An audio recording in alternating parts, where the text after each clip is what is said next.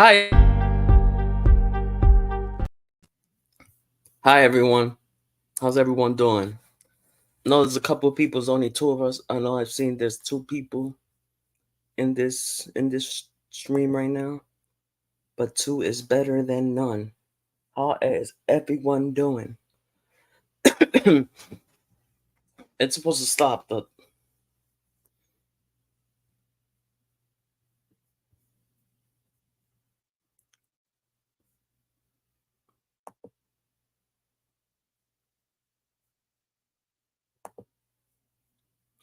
so I have a video of the Karen Reed case on the docket with Court TV, and that's where I'm going to start now. Um, if y'all don't hear volume, just let me know. All right.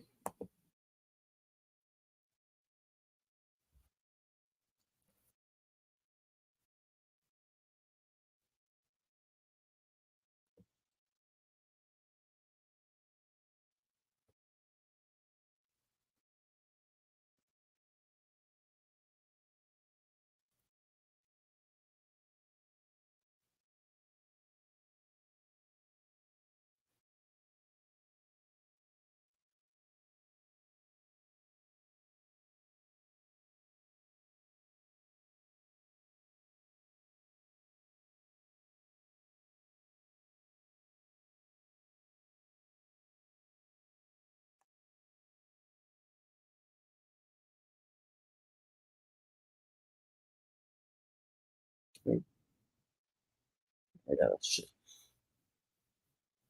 wait.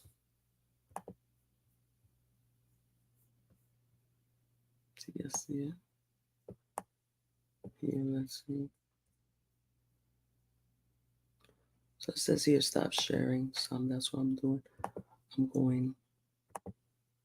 Good. I'm going to present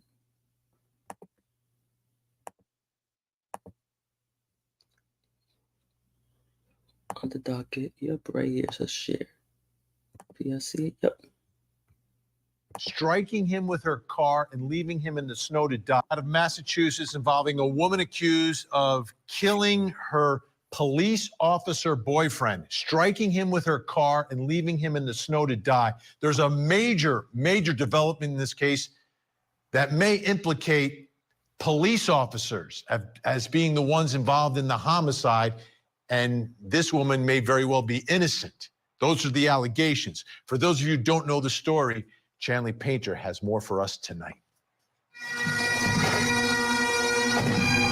John O'Keefe was a good cop, and he was a good man. That's why my client was with him. Karen Reed is accused of causing the death of her boyfriend, Boston police officer John O'Keefe, after a night of heavy drinking. Prosecutors claim Reed backed her car into O'Keefe during a snowstorm and left him to die. But Reed's defense says the Commonwealth has it all wrong. With each new piece of evidence that comes in, we're more and more convinced of my client's innocence. O'Keefe's snow-covered body was found outside the home of another officer in Canton, Massachusetts. According to the prosecution's statement of the case, the couple was invited to the house after the bars in downtown Canton closed. Witnesses told investigators they last saw the couple at the Waterfall Bar and Grill. Others said they saw a black SUV resembling Reed's parked outside the house, but never saw O'Keefe come inside. Reed told investigators that she dropped him off at the after party and never heard from him again. She went home to take care of the kids, and then she called him 49 times. Where are you? Why aren't you back? She was the one to go back to that residence to look for him. She was the one to find him. She was the one to try and keep him warm and give him CPR and try and revive him. But Norfolk County prosecutors questioned those actions. They claim voicemails and text messages detail strains in the relationship and the victim's desire to end their relationship, including a voicemail from the night he died in which Reed allegedly told O'Keefe that she hated him. Also, O'Keefe's niece and nephew who lived with him allegedly told police that the couple fought constantly about the relationship and breaking up. I'm going to before actually look up the his death. affidavit after we finish looking at this point video. to a broken taillight on Reed's SUV, pieces of which were allegedly found near O'Keefe's body, to suggest she ran her car into him. A forensic pathologist opined that significant blunt force trauma injuries occurred prior to Mr. O'Keefe becoming hypothermic.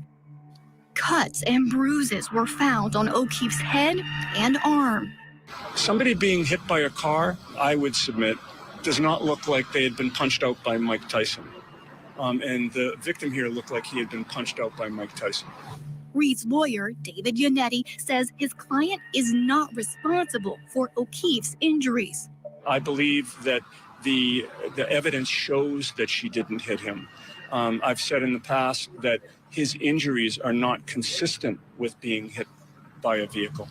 And by the way, the Lexus taillight breaking, coming in contact with a human being and not a hard surface, makes no sense to me.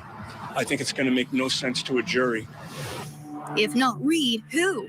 Her lawyer says that there's a lot they still don't know. This is a case where the homeowner, being a Boston police officer, was treated differently than he would have been if he were you or me. Now let's get to this major development. Here's a statement from the defense team. Ready? Today is a turning point for Karen. Finally, the truth has come out. We have presented a motion today asking the court for additional discovery in this matter based on a stunning revelation of evidence that the prosecution failed to turn over to us. As we explain in the motion, we have discovered that Jennifer McCabe, homeowner Brian Albert's sister-in-law, was searching on her phone how long to die in cold. How long to die in cold on January 29th, 2022 at 2:27 a.m. The prosecution has maintained that John O'Keefe's body was not discovered in Brian Albert's yard until about 6 a.m., some 3.5 hours later. As we stress in the motion, there is simply no innocent explanation for McCabe's search at that time. This evidence unequivocally exonerates Karen because it establishes that individuals who were in the house at 34 Fairview that night were aware that John was dying in the snow before Karen even knew he was missing. All right, think tank, let's bring him in, go around the horn here. Ian Friedman, what does this mean? This means that the defense lawyers are going to drive hard now until the bitter end because they believe that they've got an innocent client sitting there. Unfortunately, this is something we see all the time. People think that the defense just gets all of the evidence. That's not what happens. These guys uncovered some really critical evidence, and I think he's right.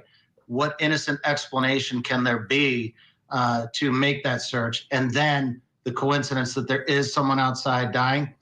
I don't know if it's going to stop the case here. That really depends on what the prosecutor does, but that certainly is something that's going to give great pause to a jury if it goes that far. Brian Watkins, this was a police party. It's officers in that house. How does that play into the equation here now with the defense pointing the finger at these officers as being the ones involved in this homicide? That piece of evidence is huge. It's so huge that the defense needs to file motions to dismiss the case and sanction the prosecutors for withholding that. That is clearly exonerating evidence. And for a prosecution to withhold that is absolutely sanctionable conduct. I mean, that evidence that should have been presented at a preliminary hearing, and maybe this case wouldn't even be at trial. Lara, what do you think? Not what do you think should happen? What do you think will happen here?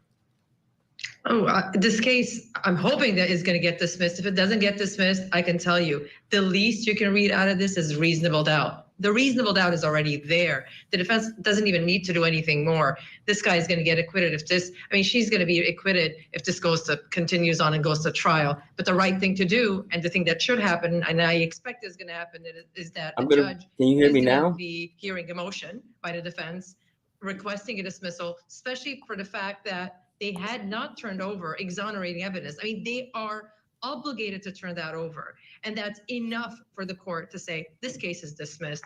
And I'm hoping that that's what's going to happen. All right, take a look, folks. May 3rd, 2023, big hearing, Massachusetts versus Karen Read. Of course, Court TV will be all over it, continuing to track every development in this case. When we come back. All right, so now I'm going to look at over that, the reason why they arrested her and the probable cause affidavit. So right now I got to go to Google.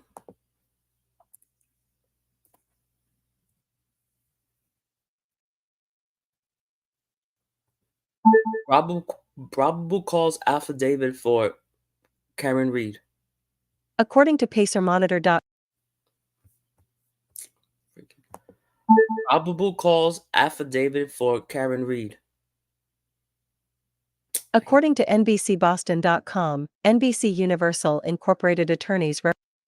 Probable cause affidavit for Karen Read. I'm going to look it up on my phone because my phone was easier to look it up, and I'll just type that. Then I'll just type in the answer, the thing here, and then it'll be probable cause affidavit for Karen Read.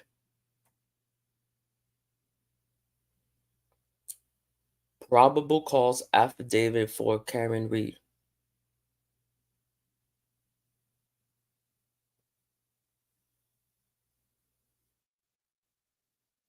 So I found it. Now I'm just going to type it here, and then we'll be on our way.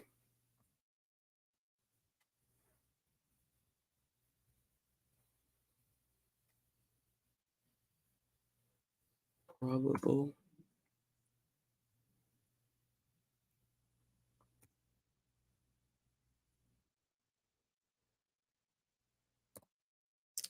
cause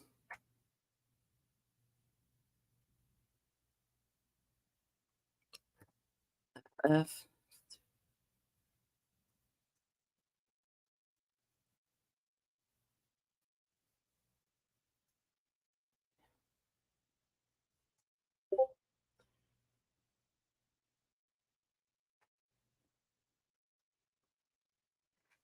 All right, so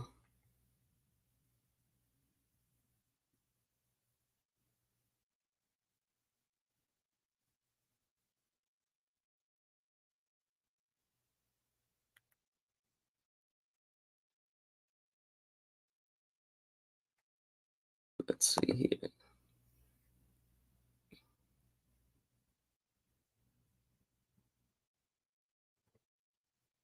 Oh, too many commercials there. Let's see.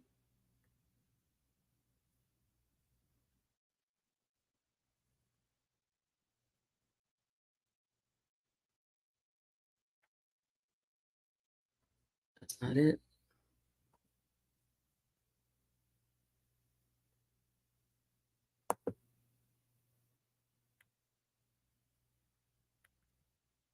Since the indictment was announced early Thursday evening by Norfolk County District Attorney's Office carries upgrade charges against Karen now 42 of Massachusetts. Read was intended arrested February 1st on manslaughter warrant issued by the district court judge in Southwarton. The new indictment calls Read of second-degree murder,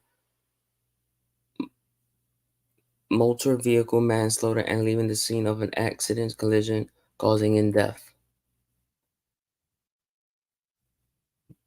Killed during the January 29th incident was John O'Keefe, off-duty Boston police officer. O'Keefe was found unresponsive outside a Cashin residence. Morrissey office said the resident was said by local news report was found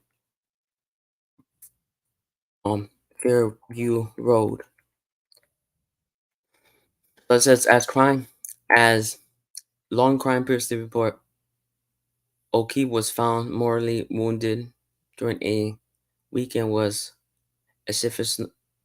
insignificant snow, a known eastern blizzard.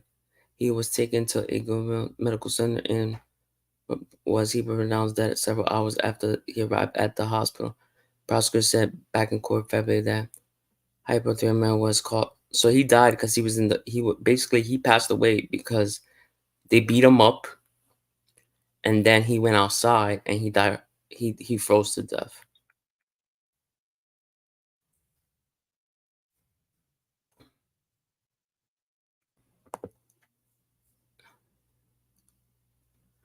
Do I think she did it?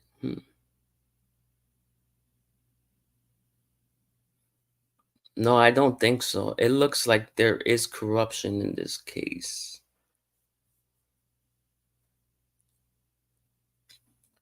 There is the last thing I've seen. The last thing I think there was a motion yesterday and the day before to dismiss the case. There's a lot of motions, and that's why I'm also going to share as well,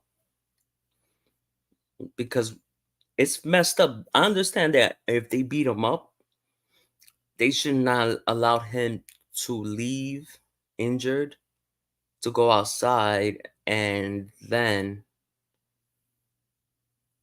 have him freeze to death. They should have him go to a hospital and say, look, this happened. It was an accident. And, he needs to go to a hospital. But instead, he went outside and he passed away. Now they're putting the blame on someone else. Now someone else is under arrest. And now they're at fault. Now they want the prosecutor, I think the prosecutor is dirty itself, because I've seen cases where prosecutors themselves are dirty, which I don't like. I like people playing by the rules. If she did it and the evidence looked like she did it, then she should be held responsible. But if the evidence doesn't show that she didn't do it and someone else did it, or multiple people was involved, why should she take the blame for somebody else's, I understand she was his girlfriend, but she still shouldn't take the blame.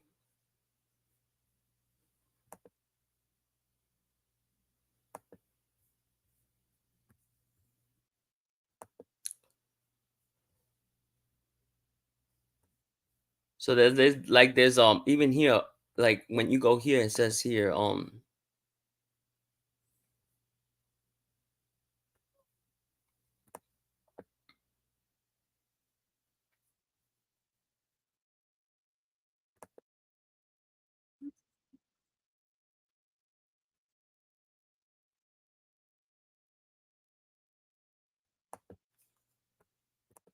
wait, let me see. Yeah.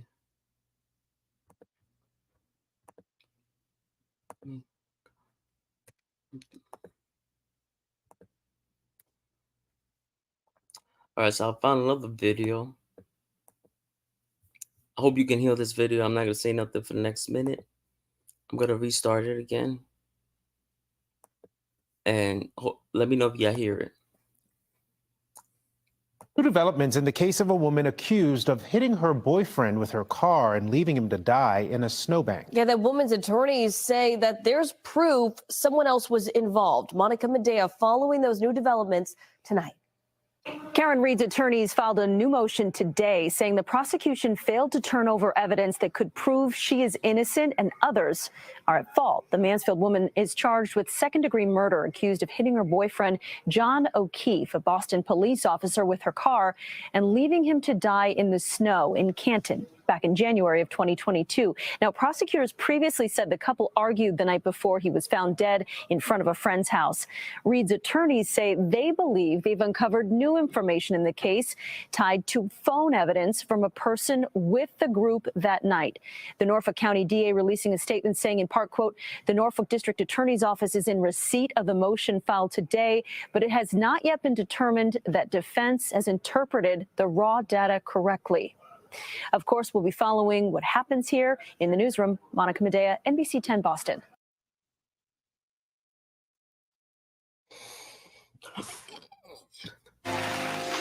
I'm not kidding. I know I could quote so many Frasier episodes to you right now. I'm so whatever. No, we're I not found watching out they were this. What the hell rebooting is it. that? That was just random.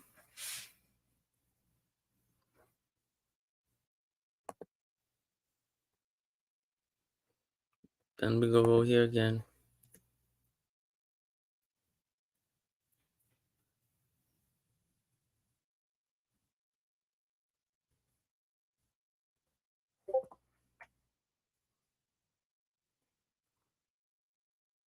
I like Court TV because they allowed you to watch their videos. So you gotta go to the video.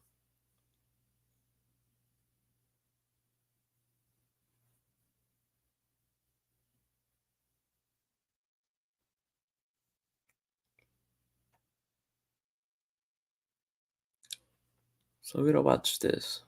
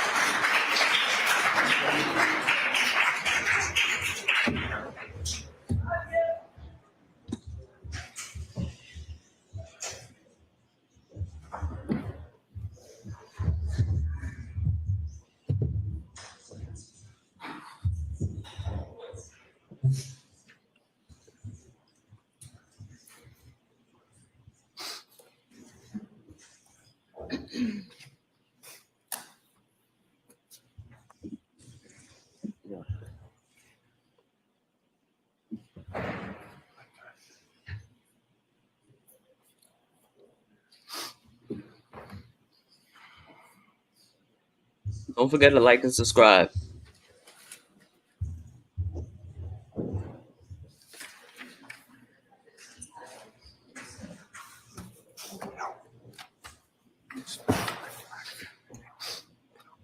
No, I'm still on.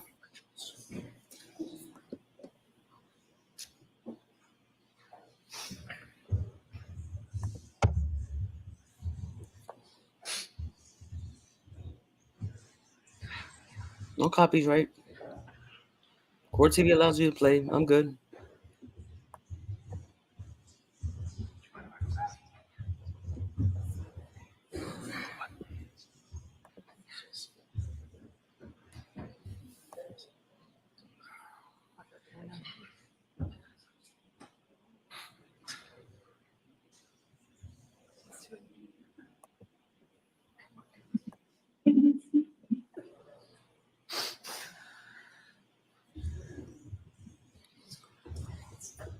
Mr. Time, do you need counsel?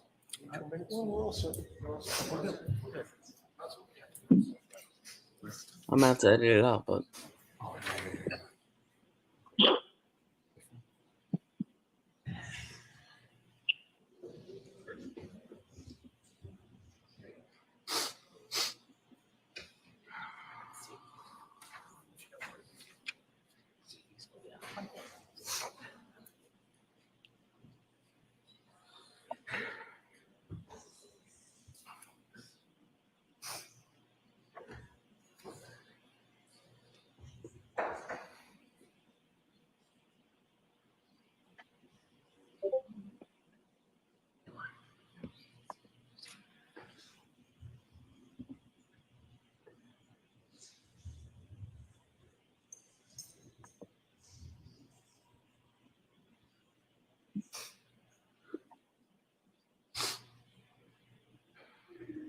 I'm gonna skip to the part where they actually start arguing about the motions because I don't want to wait for this judge to come in.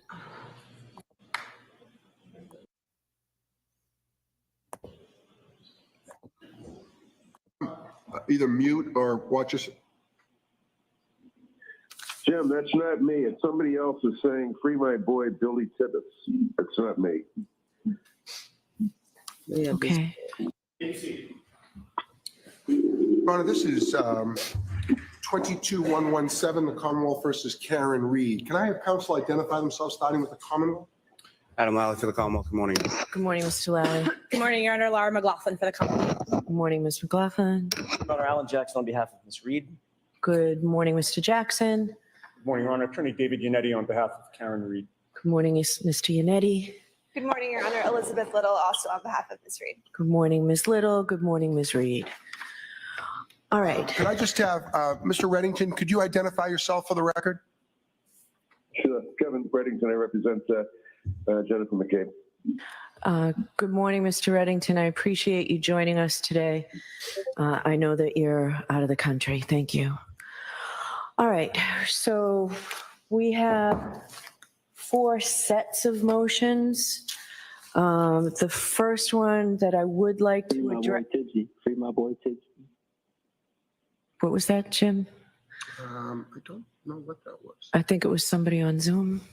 Yeah, nobody can speak, so it only could have been maybe. I think we're all set. All right. So the first motion I'd like to deal with is the defendant's motion for Rule 17 records directed to Jennifer McCabe, Trooper Michael Proctor, and Elizabeth Proctor. Who's arguing that for the defense? All right, I'll hear you, Mr. Jackson. Free my boy, Billy Tibbetts. Free Billy in the trap. Kevin, could you just be either mute or watch us? Jim, that's not me. It's somebody else is saying, free my boy, Billy Tibbetts. That's not me. Okay. Thanks, Mr. Reddington. Thanks. Go ahead, Mr. Jackson. Kevin, that was you. Good morning, Your Honor, and thank you for giving us the time to address the court on these summonses for the third-party communications. I think I can cut this relatively short, given the Commonwealth's position that they are in agreement that the summonses for these third-party communications should issue. I want to save some court time. Billy's innocent. All right, so we may have to cancel Zoom for everybody if this keeps up. We will have to cancel Zoom for everybody if this keeps up. I think I got that person, but. Fuck off, Beverly. Maybe I didn't. Ready to be an e-commerce pioneer? Our baked-in premium plugins give you the best in. Fortunately, they Go got ahead, Mr. Johnson. Thank you, Your Honor. I want to try to save some court time and judicial resources. If the court is inclined, given the Commonwealth's position that they are in agreement with us to issue the summonses, I'll just submit on the papers and be done. I have third parties that need to be heard. If the court wishes, I'm happy to address the third party concerns once they are heard. No, I'll hear you now. In terms of the papers that were filed, and my understanding is Mr. Reddington joined on Ms. McCabe's behalf with Elizabeth Proctor's motion and her position filed by her counsel. It basically comes down to a singular issue, and that is one of privacy. They don't have standing to argue Lampron. They're not parties to this action. It appears the Commonwealth, who is the party to the action, has agreed that Lampron, the elements of Lampron have been met with our request insofar as it is concerned, specifically and addressed to Michael Proctor, Trooper Michael Proctor, and his communications with Jennifer McCabe, Elizabeth Proctor's communications with Jennifer McCabe, Jennifer McCabe's counter communications with Elizabeth Proctor, and Michael Proctor's communications with Brian Albert and Nicole Albert. I'll address the issues that counsel raised in his moving papers on behalf of Elizabeth Proctor, because that's the only writing that I have to go on at this point. He basically argued that there are false statements made about Michael Proctor's relationship with some of these other parties.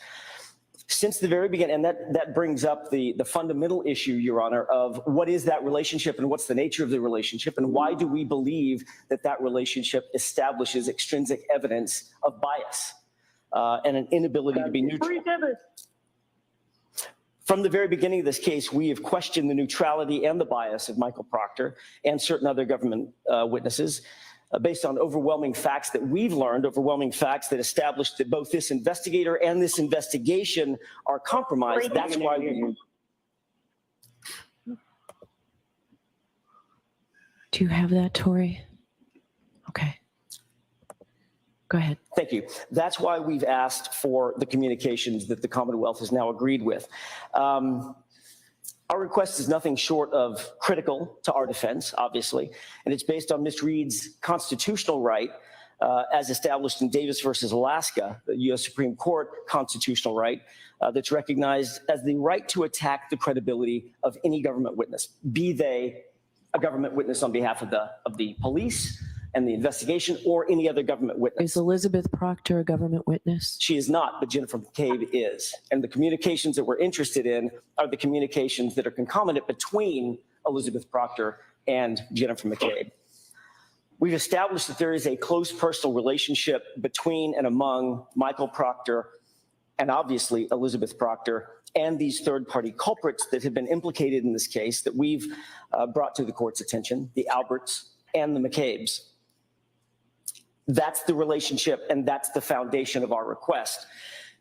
This is so important that I'll bring it back to the court's attention, and the court knows this, that even the sitting DA, the elected DA, decided to weigh in on this issue of the relationship between the Proctors and the McCabes and or the Alberts. They decided to weigh in on this issue. And he said there's no such relationship, zero. This doesn't exist.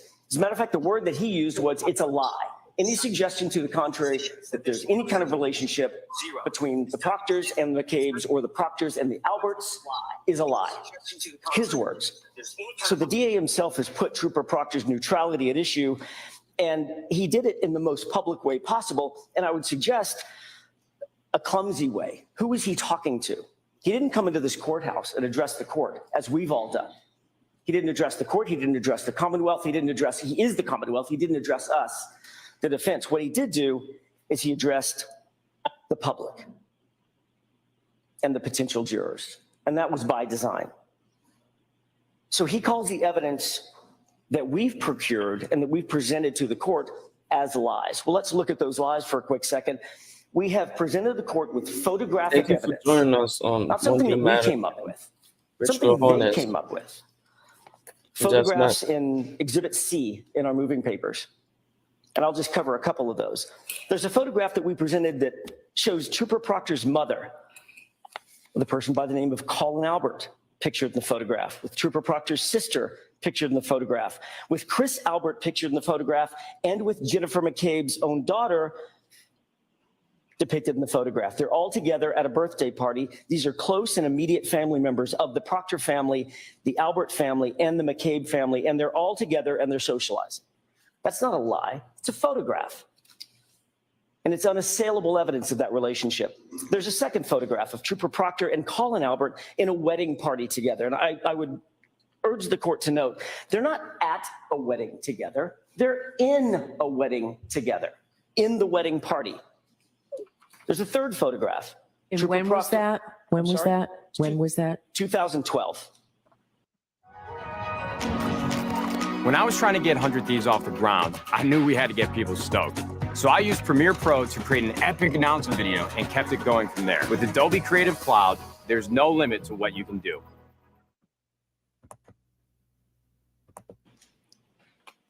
So this relationship, as the court just noted, and I was about to get to in a second, is not just days old, months old, weeks old. This relationship is decades old between these families. There's another photograph that the court has seen, Trooper Proctor literally on the dance floor with Colin Albert. So when counsel for Elizabeth Proctor suggests, oh no, these relationships, you can't believe any of this stuff, just because someone happens to be at the same event does not thereby establish a relationship. They weren't just at the same event. They're in a wedding party together. They're standing on the dance floor, side by side, shoulder to shoulder, Trooper Proctor and Colin Albert. And then we see a photograph of all of them seated at the same dining room table. They shared a meal together. This is socializing. These are interpersonal relationships, and they can't change that. Trooper Proctor was seated at the same table having dinner with Colin Albert, Chris Albert, and Chris Albert's wife, Julie. Then there's the Facebook post, and I will leave it at this. I'm not going to go through the entirety of my motion, but I would highlight the last point that I think should be highlighted for the court's attention, and that's the Facebook post. Trooper Proctor's mother refers to the Albert family as the Proctor's second family. So one might actually ask Mr. Morrissey, who's actually lying in this case? Is it us? We just presented the court with factual information that was procured off of social media that it's unassailable. It cannot be assailed. And the Proctors have known these people for, as the court just mentioned, by asking for that date, for more than a decade. They've socialized with him, and his family considers their family to be so close and interconnected that they are deemed a second family to the Proctors. And who exactly are members of this Albert family and or McCabe family? Let's look at those members. Brian Albert, Nicole Albert, who is Jennifer McCabe's sister, Brian Albert Jr., Brian and Nicole's son, Caitlin Albert, Brian and Nicole's daughter, Jennifer McCabe, Nicole Albert's sister, Matt McCabe, Brian Albert's brother-in-law, Chris Albert, Brian Albert's brother, Julie Albert, Brian Albert's sister-in-law, and Colin Albert, Chris and Julie Albert's son.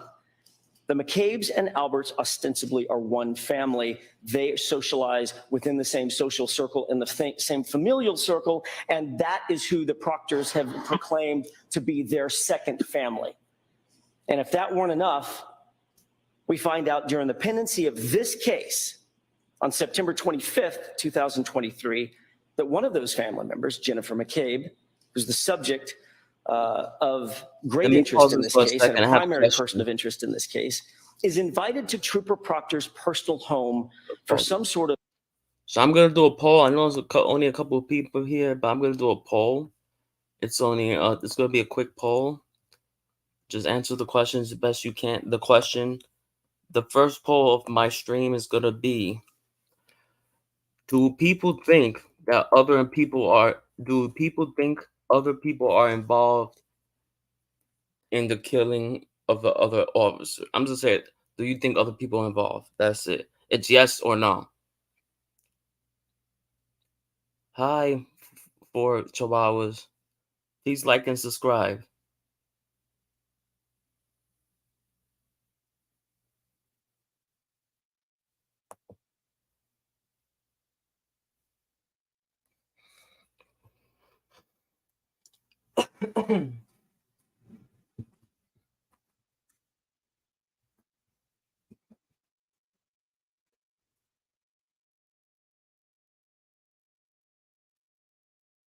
So right now I can't take any. The only way I can take donations right now is through the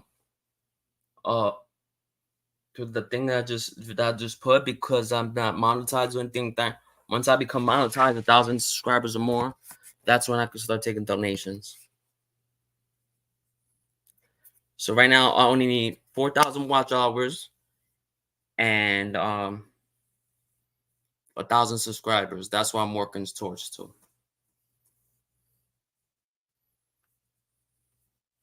So let's continue watching the arguments and just try to answer just try to answer the poll. Of off the books meeting. Do we know about this meeting? Because Trooper Proctor, upon learning this, that Jennifer McCabe was coming to his house, ran back to the office and filed a police report, a supplemental report explaining this meeting, this off the books meeting. No, he never disclosed it. We found out about this because a concerned citizen happened to photograph Jennifer McCabe's car parked outside Michael and Elizabeth Proctor's personal residence in the evening after hours. And the best that counsel for Elizabeth Proctor can muster in terms of an argument is to say, well, you know what, Your Honor, maybe he wasn't home. Why are you not investing in tax liens? No, seriously. Why are you not investing into one of the most maybe, or maybe not. The suspicious part is Trooper Proctor isn't saying, and there's nothing in Elizabeth Proctor's motion to suggest that he wasn't home. Certainly his car was there. Elizabeth Proctor's car was there, and Jennifer McCabe's car was there. Was Trooper Proctor home? I guess I would answer that by asking the question, does it matter if Trooper Proctor was home? They've now admitted that Jennifer McCabe, a central character in the middle of this investigation, in the middle of this crime, was secretly meeting and or socializing with the lead investigator and or his wife in the living room of their home. And that, Your Honor, is a problem. And it shows more than a professional connection. It shows a personal connection. And according to the Proctor, the Proctor family's own counsel, Elizabeth. People, I'm going to write down my email address here. I'll just pause this for a second. My email address is, so if you want to email me anything now on this case, is NYC. Wait, that's wrong. My bad. Don't ignore that one. NYC 407 93 at gmail.com.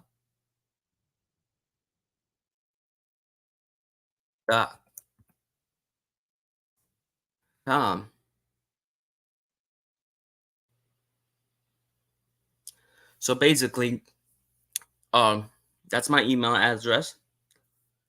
You can email, anybody can email me anything about this case, and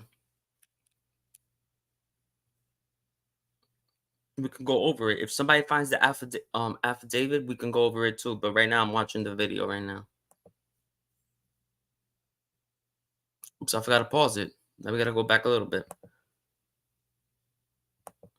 All right, let's continue watching. They socialize within the same social circle, in the same familial circle, and that is who the Proctors have proclaimed to be their second family.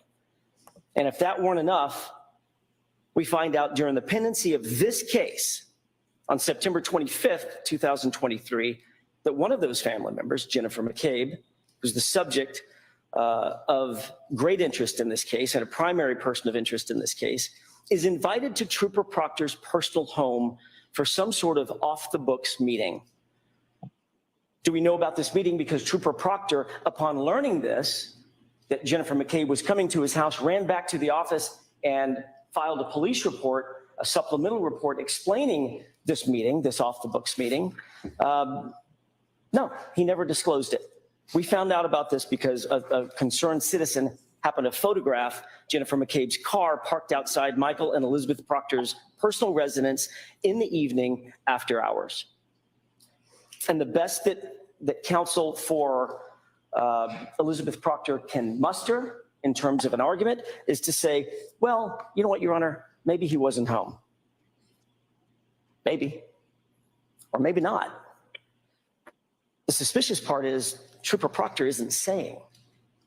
And there's nothing in Elizabeth Proctor's motion to suggest that he wasn't home.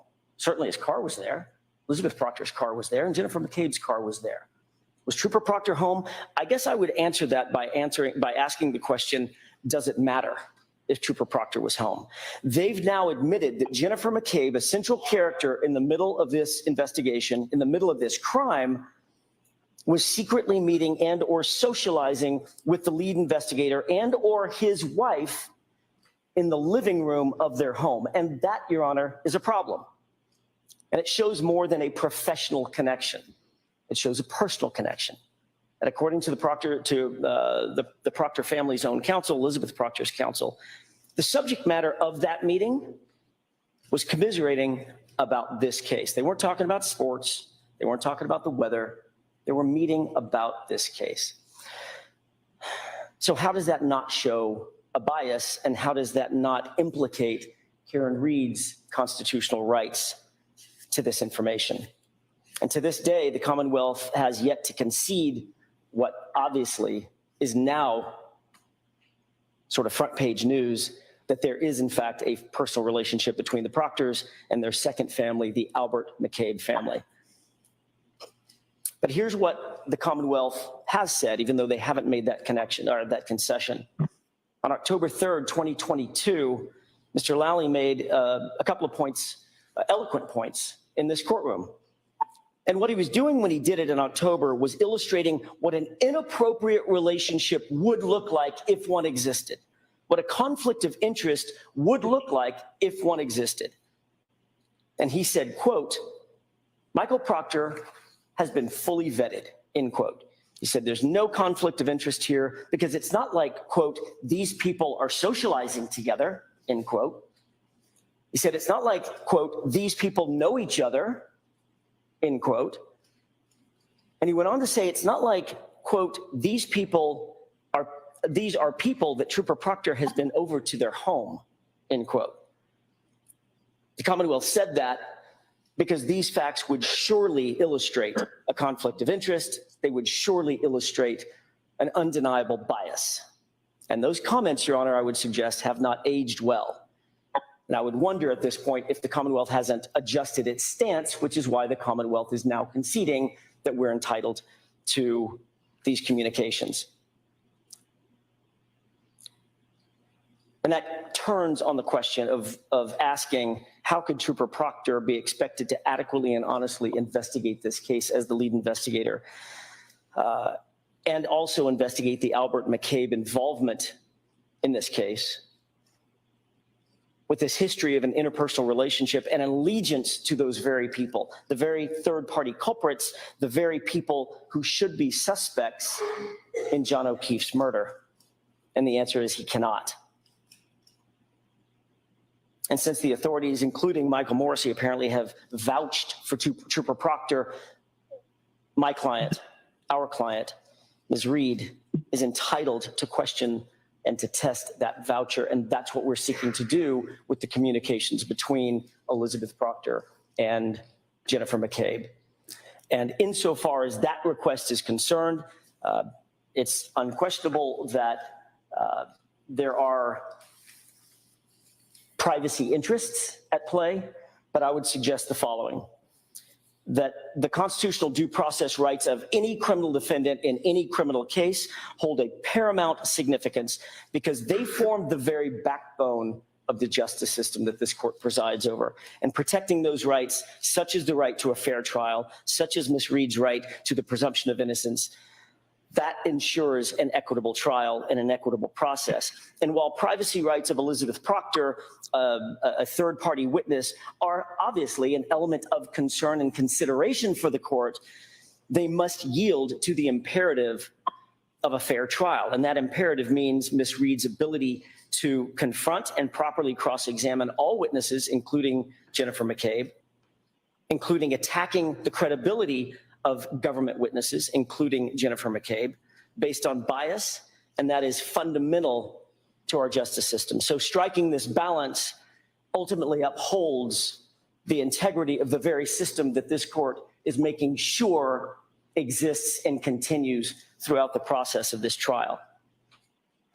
Elizabeth Proctor's privacy rights, while they exist, especially in light of the narrow focus of our request, are vastly outweighed by our client's right to a fair trial. And with that, Your Honor, I'll submit. All right, thank you. Mr. Lally, are we going to hear first from... In my opinion, I think this is what happened. They got into a fight, the police officers and him. They beat him pretty badly. He went outside. They were all drunk. He passed out in the snow. It started snowing. She parked her car there, and she didn't notice him until the next morning. And now she's taking the blame. I think it's messed up that that's happening to her because somebody's innocent might go to jail. I think it's kind of messed up that that's happening. Murder, I think in this case they're overcharging it. Should have they called the police or the ambulance? I mean, like if they beat him pretty bad, yes. the incident should have never happened, but it did. And somebody died, and people, in my opinion, multiple people were involved. I don't think she had anything to do with it.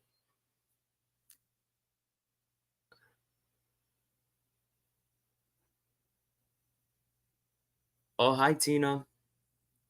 Thanks for joining us.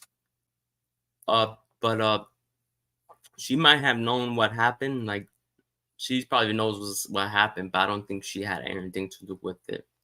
I don't think she was in the house when that happened.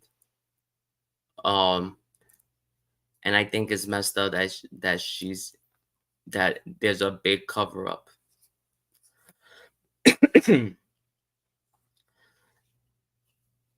And that's pretty messed up. So basically, Tina, this case on Mamma Mia, basically, so this officer passed away. He got beat up pretty badly. Basically, they said that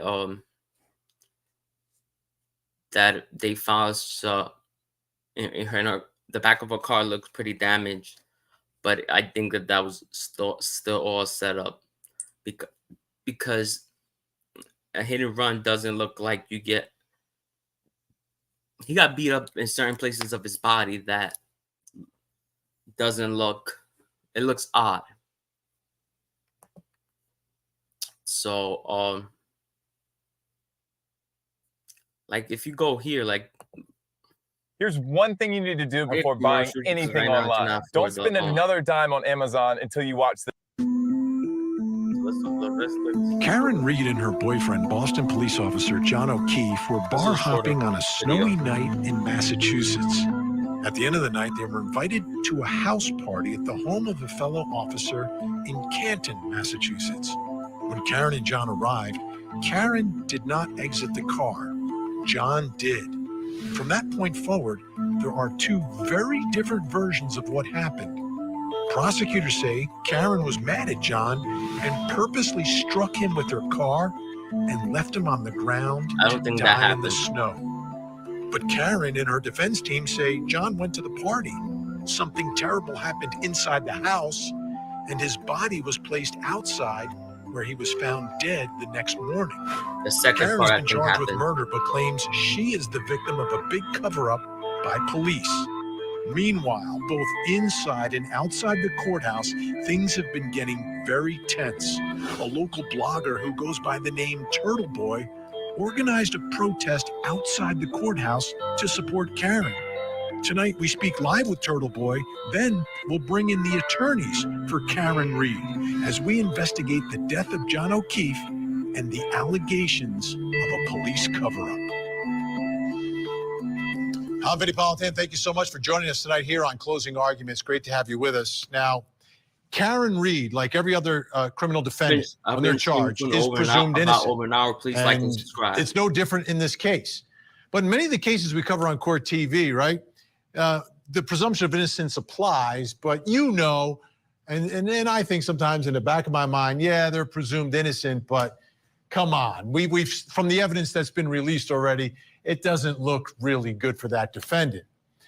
This case is a little different and potentially a lot different, depending upon how the evidence plays out, because there are two very different versions of what happened that night in Canton, Massachusetts.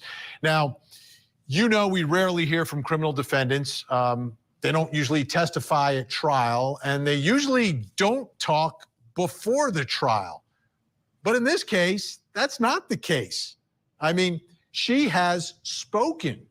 Karen Reed has spoken out. And even though we rarely hear from defendants, we've heard from this one. So that makes this case a little bit different because the defense has an alternative story about what happened here. You know, many times the defense is, oh, they can't prove their case, period, end of story. They don't have the evidence. And as we know in our system, the defense doesn't have to prove anything. They don't have to put one witness on the stand. They don't even have to come up with an alternative theory as to what happened in the case. It's up to the prosecution to prove it beyond any and all reasonable doubt. But again, here, things are different. There's an alleged police cover-up here that John O'Keefe went inside that house, which was a party with fellow officers and family members, et cetera. And the allegation is that something happened in there. And that's all being covered up now. So that is a bold move. Again, rarely do you see this play out, especially before a trial, but the defense has been very, very vocal about it. And how would you react? And this is, and I'm not presuming this case is one way or the other, but I always think about this. If I've been wrongfully accused of something, would I just sit back and wait for my moment in court? Or would I literally be screaming on the steps of the courthouse so everyone knew that I was innocent? Thank you. I think I would choose the latter. That's the way I would react. Now, someone could be guilty and react that way, but if I was innocent, knowing myself, despite what my attorneys may or may not be telling me, I think I'd be saying that, especially if I was accused of murdering someone that I cared about, someone that I loved. And that's the allegation in this case, although prosecutors are saying they're in the middle of this big fight and this breakup, et cetera. So here's the thing that has happened in this case, which again is another rare development, is that Karen Read has supporters who've shown up in large numbers in this usually sleepy courthouse in Norfolk County in Dedham, Massachusetts. I've been to that courthouse. There's not a million courtrooms there. I think there's actually 2 in the building. And the one where this case is being held is the very historical Sacco and Vanzetti courtroom. Not much happens in Dedham. I mean, it's not like there's a bunch of people, showing up. Like if you're in the middle of a big city, you could always find people that might show up at a courtroom. Here, you have to be there for a specific reason. And that's what happened, large numbers. And they are clearly supporting Karen Read and think something is going on here that is terribly, terribly wrong. Again, at the outset, we want to investigate and get as much information as possible on the show as we continue to track this case as it moves towards a trial. I don't know. I haven't seen all the evidence. I haven't heard all the evidence. She's presumed innocent, but anyone that the defense is pointing the finger at is also presumed innocent, right? That's the way our system works. But tonight we're going to try to figure out what exactly is going on in that town. And for me, it begins with this outpouring of support for Karen Read. Take a look at what is actually happening in Dedham, Massachusetts, when there are hearings in this case. Take a look.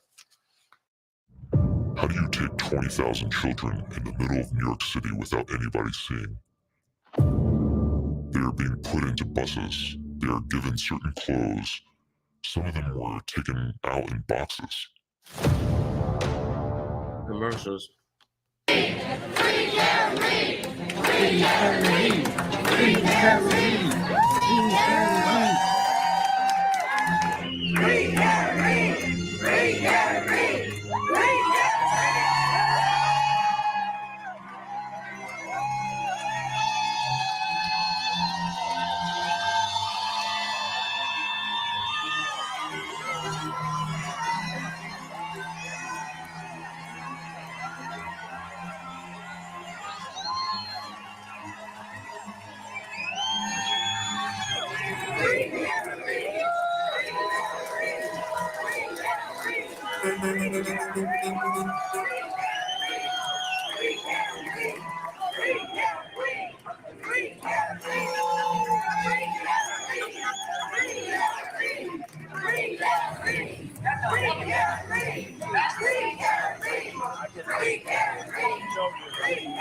We're not putting up with that. We're right here today, Jim McDermott, and we're not going to be quiet. We got it.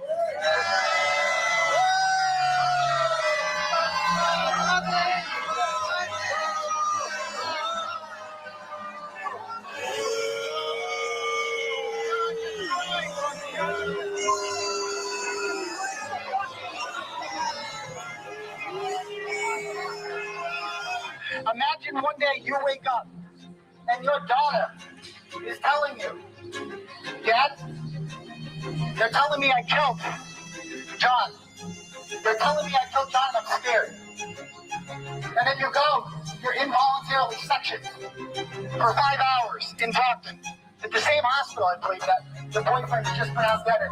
You're sectioned there against your will.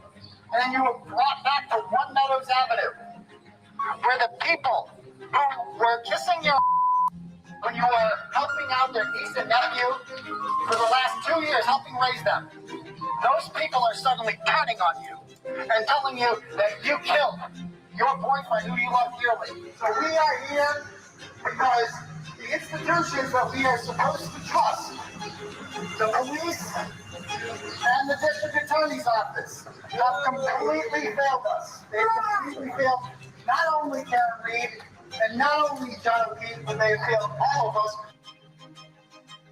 I mean, it's an unbelievable scene. I mean, it's reminiscent of the cheering that we heard at Johnny Depp's trial when I was there. And this is not a Hollywood star. This is an accused murderer getting a standing ovation as she enters the courtroom. What is going on out there? Well, the man who organized all of that is joining us tonight, our special guest, blogger, social media personality, owner of TB Daily News, and the man who organized the Karen Reed protest. He's joining us tonight, apparently from Cape Cod, Massachusetts. Aidan Carney, also known as Turtle Boy. Thanks so much for joining us tonight. Thanks for having me, Vinny. Let me start here. Aidan, Turtle Boy, what do you prefer? You can call me Turtle Boy. Okay, I'll go with Turtle Boy. No, not a problem. I understand. That's what everybody calls you. So let me start here. Yeah, I'm used to it now. Yeah. So the first question, how did you get involved in this case? Like, you were a sports guy, weren't you? No, no. I mean, I started the blog about 10 years ago about sports, and nobody really cared about sports. So I started really getting into investigative stories, and I became an award-winning journalist along the way. And I've built a pretty large following in the New England area. And so when stories like this happen, I gravitate towards them. But this particular story is by far the biggest and longest story we've ever done. We're on part like 97 at this point. I don't know how many hours of YouTube streaming shows we've done about this, but it just seems like it never ends. And, the following has obviously grown significantly as a result of this because the story is so mesmerizing. It just every day there's something new about the story that you couldn't be more shocked than the previous day. And then like yesterday, we find out that Michael Proctor, the detective in this, made up a fake company that does not exist and wrote in his report that they plowed Fairview Road, a company that does not exist, in order to avoid interviewing the actual plow driver who I interviewed yesterday. And as it turns out, he went by 34 Fairview Road and he reported seeing no body. He said that he would have seen a body if it was lying there. He's a 217-pound man, 10 feet from the curb. He said there was no body on the ground. And the lead investigator for the Massachusetts State Police, who is good friends with the people who are believed to be the perpetrators of this horrible, horrific crime, has known these people his entire life. He lives in Canton, and he never interviewed the only eyewitness who can definitively say that there was no body on the ground on 34 Fairview Road that night. And again, as I said off the top, That's messed up. Karen Reed presumed innocent. Everyone that the defense is accusing is presumed innocent as well. But we know this way this is playing out, and the defense is going to make these same accusations that you're making. That obviously we have no idea what the truth is, and hopefully everything comes out inside the courtroom, and the jury tells us eventually. So you have no personal connection to Karen Reed. No, I didn't know who she was before this. I mean, I briefly saw it in the news when it happened last year and didn't pursue it. I thought it was a horrible tragedy when it happened, like a horrible accident. I think a lot of people assume that.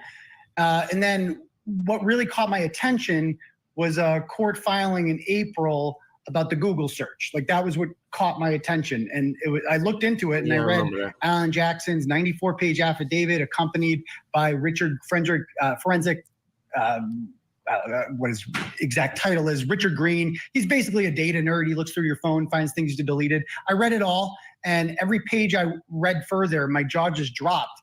And I said, this can't be happening. How is this real? And I assumed, like, they have a woman Googling at 2:27 in the morning who was inside that house how long to die in cold, claiming that John O'Keefe never came in that house. So why would you Google that if you thought John O'Keefe was home in his bed, right? So when I saw that, I'm like, well, this is game over. Obviously, they have to drop the charges. This isn't, you trust the institutions, right? Like the district attorney's office can't be unethical and corrupt. They know this is beyond let me ask you reasonable doubt. this, like, because, you know, you're coming out and protesting, right? And you're organizing all these folks coming down there, making a lot of noise locally, challenging people, getting in their faces, et cetera, coming in and out of the courtroom. Have you always been skeptical of police? Is that where sort of you come from? You question the police as sort of a social activist? No, I mean, if you look back on, you know, older stories I've written, I'm a right-wing guy. Like I'm a law and order guy. I'm a back the blue guy historically. During the BLM riots in 2020, we were very pro-police during that whole thing and didn't think that all police were like Derek Chauvin and just wanted to, you know, and so to have this happen, it feels like a betrayal of the trust that you put in these institutions, to have the cowardly, and that's what they are, the cowards of Canton, the cowardly Canton police, who first got to that scene at 6 a.m. and did not find a single piece of taillight or a shoe. And then 12 hours later, when the state police took over, boom, they found taillight everywhere and a gigantic shoe, which somehow the Canton police missed. Now, if I'm the Canton police chief, I say, I stand by my men and I say, look it, my guys are competent. They would have seen that. Those were not there. But the cowards of Canton remain silent. And not a single officer in that entire department has any fortitude up and say, no. We need to put a stop to this. An innocent woman, you are trying to put her in a box for the rest of your life while her killers remain free in this town that we live in. So are you from Canton? I know you're in Cape Cod tonight. Are you on vacation? No, I'm on vacation. Yeah, it's the last night of vacation. That's what I figured. I'm from a little town called Holden, right next to Worcester, second biggest city in New England. So it's about an hour away. So I go to Canton a lot these days. So let me ask you this. You've got a lot of followers. The people that showed up at that courthouse, those protesters, are they local folks from Canton, or are they followers of yours who have gotten, you know, entrenched and committed to the story the way you have, who showed up from all over? Because I'm wondering, are we looking at potential jurors here? Well, I don't know how many live in Norfolk County. There's a lot of counties, and the county lines are kind of weirdly drawn in Massachusetts. But I doubt, I would probably say 5 to 10% of that crowd is a potential juror because they live in Norfolk County. Obviously, they would not be picked for the jury if they had jury duty that day based on their activism. But, you know, I mean, I would say like a very small percentage of that crowd is actually from Canton. I mean, these are people who are so outraged. I've never written a story like this that has gotten so much interest and outrage from people. Like if I died tomorrow, this movement would go on. People would keep protesting. I'm kind of like the leader of the movement, but it's taken on a life of its own. Yesterday at the Canton Town Select Board, one of the alleged perpetrators is on the Board of Selectmen, and a lot of Canton folks just showed up and began demanding he resign. I didn't urge anyone to do that. This has taken on a life of its own because it is that outrageous. I am not a conspiracy theorist. Let me ask you this. Let me ask you this. Now, there were cheers for Karen Read on the way into the courtroom, but there were boos for other folks who were walking in. Who was that, and why was the crowd booing people who were walking in? I mean, because was it the prosecution? Was it an officer? Who was it? That's the reason.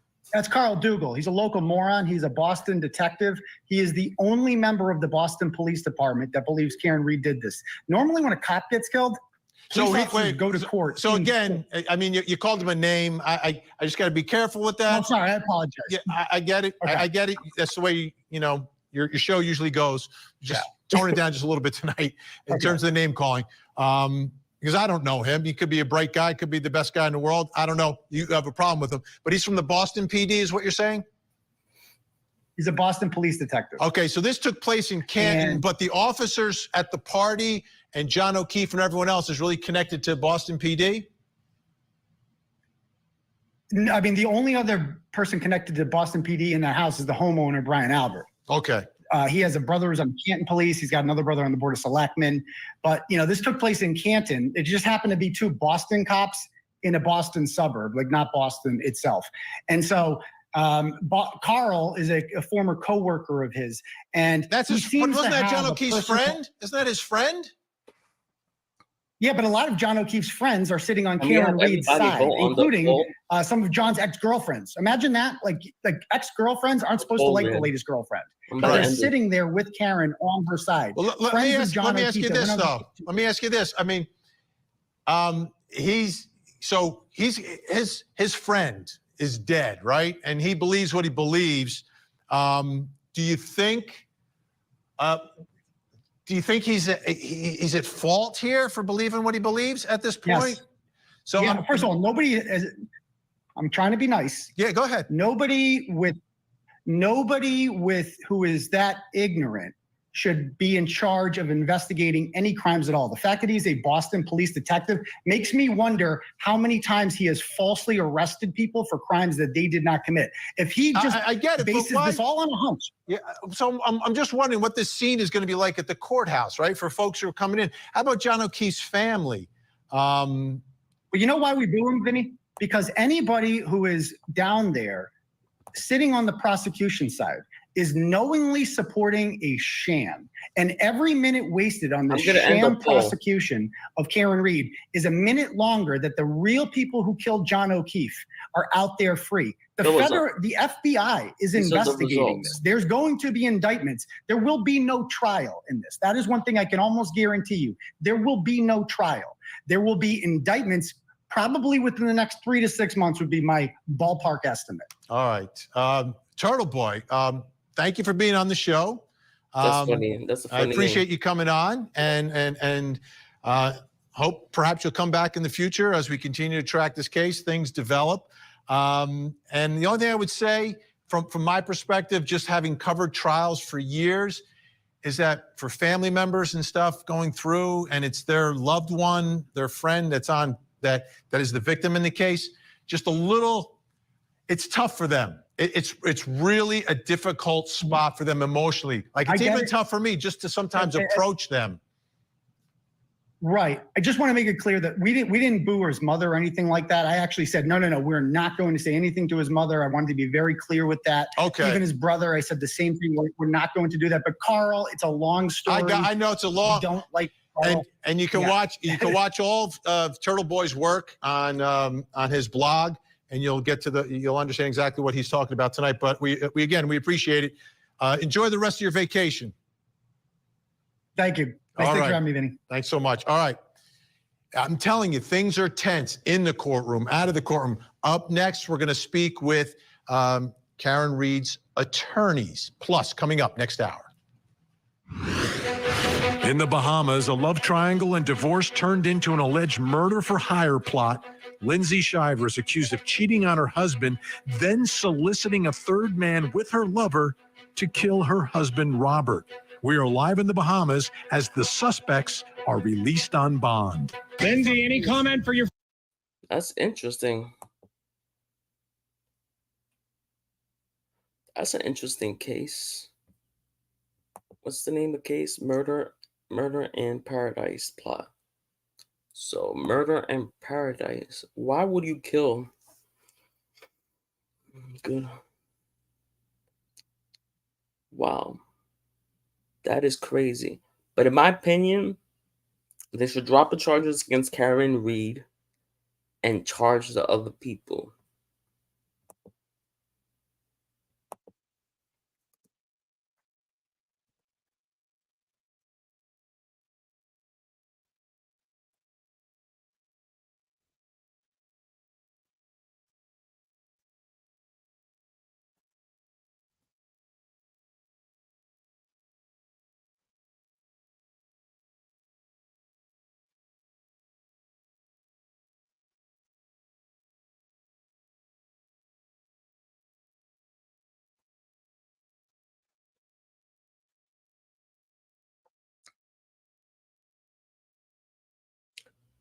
Yeah, so basically, She hasn't gone to trial. Right now, they're doing motions to dismiss, motion for discovery, motions and stuff like that because she's not really guilty. It's like there's a lot of things that's being hidden. I believe there was a motion. Let me see if I find something. If I find anything else.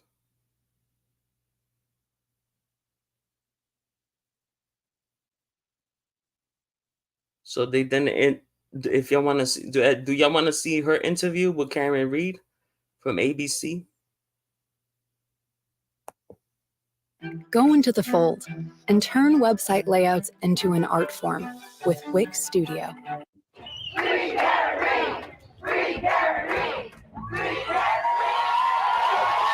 Outside this courthouse in Canton, Massachusetts, supporters swarmed around Karen Reed, charged with murder in the January 2022 death of her boyfriend, Boston police officer John O'Keefe. Reed has strenuously denied the allegations. I did not kill John O'Keefe. I've never harmed a hair on John O'Keefe's head. Her defense, bare-knuckled and bold, is making national headlines. Her lawyers alleging in court documents that a fellow police officer was involved in O'Keefe's death and colluded with other people in a cover-up. You're alleging that law enforcement officials in this state committed murder and that they're covering it up. Why would they want to be involved in this? Because he's dead. And there's many I think cases, things send them went to too me in far. my It email. was late. There was alcohol involved, follow but them. they're all family. And there's many of them involved. After posting bail, Reed has spent much of the past 18 months in and out of court awaiting a trial date. And me and my family and my attorneys and my team have marshaled every resource to get to the truth. It just feels like no one else wants it. Prosecutors allege that Reed hit O'Keefe with her car after getting into an argument earlier in the day, leaving him to die in the middle of a snowstorm in January 2022. But Reed says she had no reason to harm her boyfriend. I would call him the patron saint of Canton. He was just very selfless, frugal, and I think you'd be hard-pressed to find anyone that didn't care for John. The couple first dated in their 20s and reconnected more than a decade later in the middle of the pandemic. So how did you meet up again? He had reached out to me on Facebook and he said, "Hey, blast from the past, how's things?" And when I saw his picture, his profile picture was with several young children. And then it triggered my memory that his sister and his sister's husband had passed away. And he told me, yeah, I have the kids now. I admired that. I thought that was amazing. Soon, Reed says she became part of the family, often sleeping over at O'Keefe's house and helping take care of the kids. He would go to work and I would stay with his niece and nephew. All of the breaks that the kids had, we did something. But their relationship also had its struggles. Reed says O'Keefe had been relying more on her to take care of the kids and that he criticized some of the decisions she made with them. We had an argument on New Year's Eve. We were away on vacation and he became incoherently drunk. And I ended up ringing in the new year with his niece and nephew. John didn't come back to our room till after 3 a.m. So that was rough. I felt very much taken advantage of. He apologized profusely for what happened on New Year's Eve. And he said, if you can't get over it, then you need to spend some time at yours. I can't keep apologizing. I don't want to keep rehashing this. A few weeks later, they were invited to meet up with some friends at the Waterfall Bar in Canton. And there they ran into Brian Albert, a fellow Boston police officer who Reed says O'Keefe looked up to. Albert had led the city's gang unit before commanding the Fugitive Apprehension Team. It was the elite squad responsible for taking down some of the city's most dangerous criminals and featured in the 2013 TNT show, Boston's Finest. 1 minute we're walking around, everything's fine, and then 1 minute it's not fine. Both times I met Brian Albert, he seemed like the type of person that you'd be surprised he's out socially because he doesn't seem like he ever wants to be there. But at the bar, Reed says there was an invitation to continue hanging out at Albert's home. I said, can we make sure we're welcome here? Nobody extended the invite to me. I didn't hear the invite extended to you. They drive to the Albert's house. What happens next is disputed. So I pull at the foot of the driveway. It's snowing. John has no coat on. It's windy. So I drop him off. He goes up the driveway and approaches the side door. And as I see him approach the door, I look down at my phone. Reed says after about 10 minutes of waiting in her car, she became irritated that O'Keefe still hadn't gotten in touch with her, and she drove back to his home where she continued calling him before, she says, she fell asleep around 1:30 in the morning. She then says she woke up before 5 a.m. He still wasn't home. She then started canvassing the neighborhood. Just gonna drive around in the 2 square miles that we spent the preceding night. After 20 minutes of unsuccessful searching, she called John's friend, Carrie Roberts, and Jennifer McCabe, Brian Albert's sister-in-law, who was also at his house the night before. The 3 women together now headed to Albert's home. How soon was it when you pulled in there that you saw John's body? Immediately. And what struck me when I saw him was his mouth was open a little bit and his eyes were shut, and he had spots of blood in different areas on his face. O'Keefe was taken to the hospital and pronounced dead.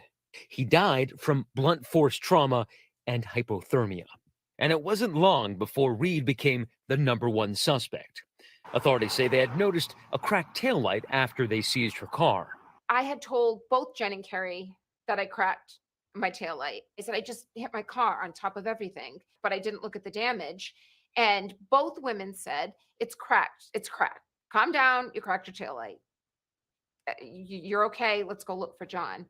But according to police statements, Jennifer McCabe told authorities that while they were looking for O'Keefe, Reed stated, "Could I have hit him? Did I hit him?" And when O'Keefe's body was discovered, first responders who arrived on the scene say they overheard Reed make other statements. Firefighter said that you said, "I hit him, I hit him, I hit him." I said, I hit him. It was preceded by a did and proceeded by a question mark. What I thought could have happened was that did I incapacitate him unwittingly somehow, and then in his drunkenness passed out? When you walked out of the bar, how many drinks had you had? I had had probably about 4. The Commonwealth says that you had 9 drinks that night. That's what the prosecution says. I don't believe they're saying I wasn't in my right mind. Well, they were saying you were intoxicated. Is it possible that you might have hit him unwittingly in your admittedly very large SUV? No, not possible. 3 days after O'Keefe was found dead, investigators arrested Reed for manslaughter. She was eventually indicted on second-degree murder. Investigators reported they found fragments of broken glass on the rear bumper on Reed's vehicle, and that a broken cocktail glass was found by what appeared to be patches of blood near O'Keefe's body. The victim, Mr. O'Keefe, is last observed on surveillance video with a cocktail glass in his right hand.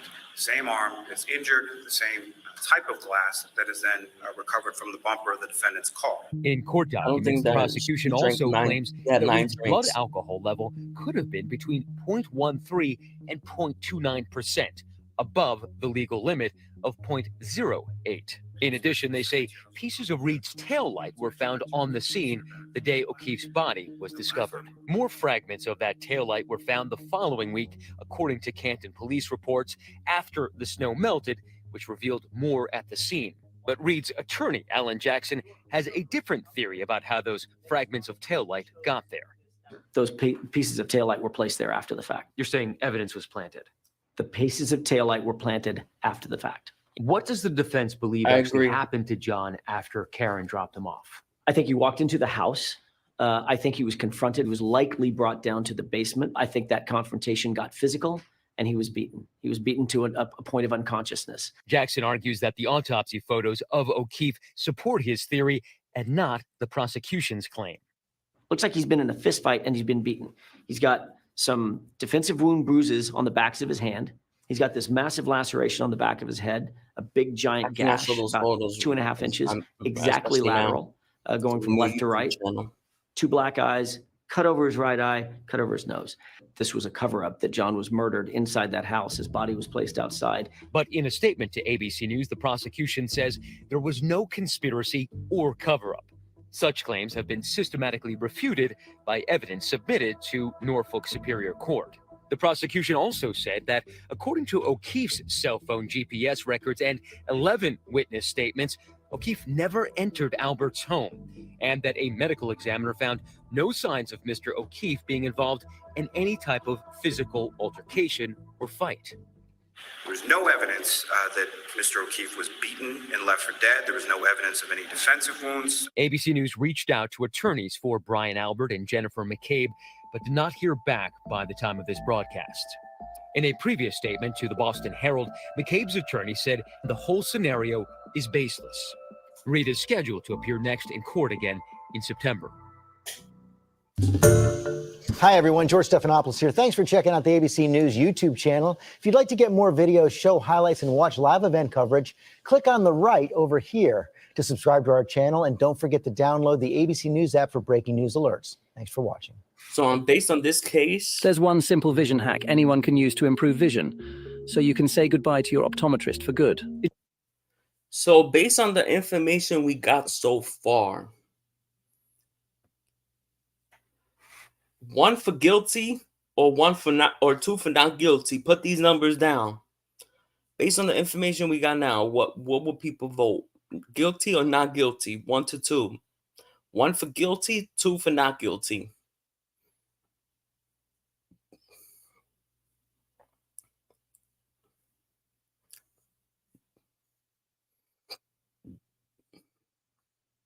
Right now, I will vote 2, not guilty.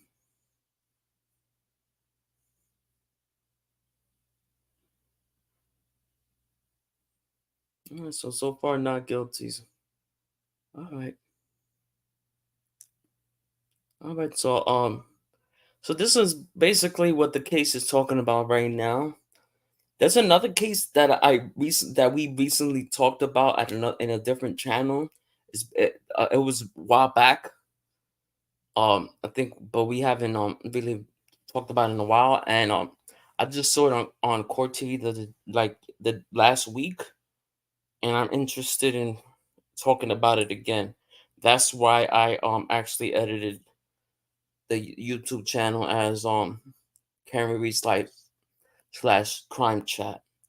So basically, recently, we're gonna talk about it. I'm actually gonna put it here, and let's see what it says about this current case. All right, so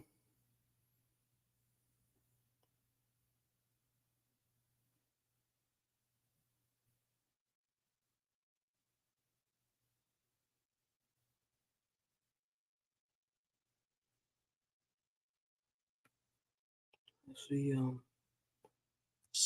COR.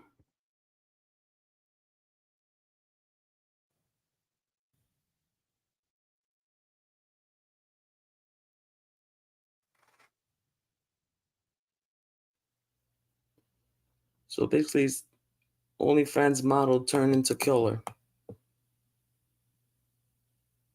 Wow. That does not look good. My name is Courtney Taylor, and I'm about 8 days out from my first show, the NPC West Coast Classic.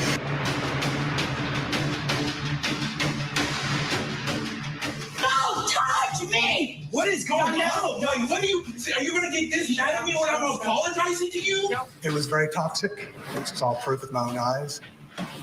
I heard calls. Decide whether or not you're done, Pepper. I am mad and you told me to come decide right now.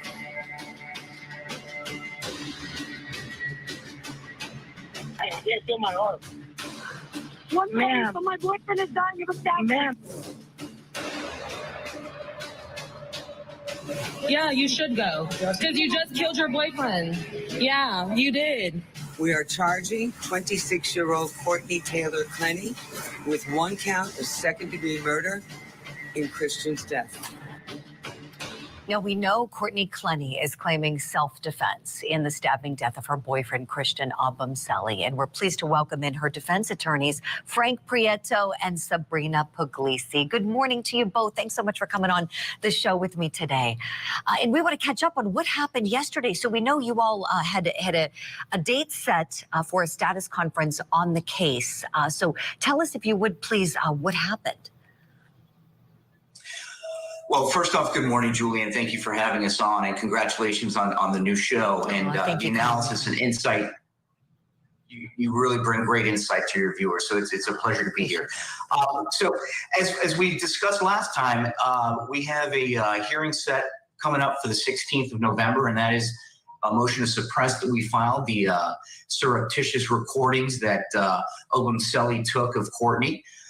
So that's coming up. That's really the next kind of big phase that we have coming. And then discovery continues and more depositions. And obviously we're preparing for trial. Frank, thank you for that. You know, back to the surreptitious recordings. I remember you and Sabrina telling me previously that it's your legal theory as you present your case that Christian Obam Selly was trying to set up a narrative with your client, Courtney Clenny. Am I correct on that?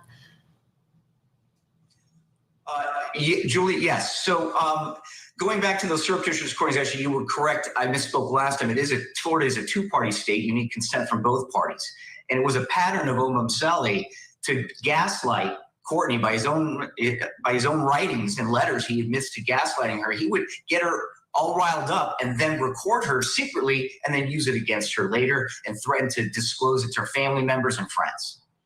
Oh boy. Okay, so this is going to be big. November 16th, we'll be there. Of course, I'll be cameras live. permitted in the state where you both practice.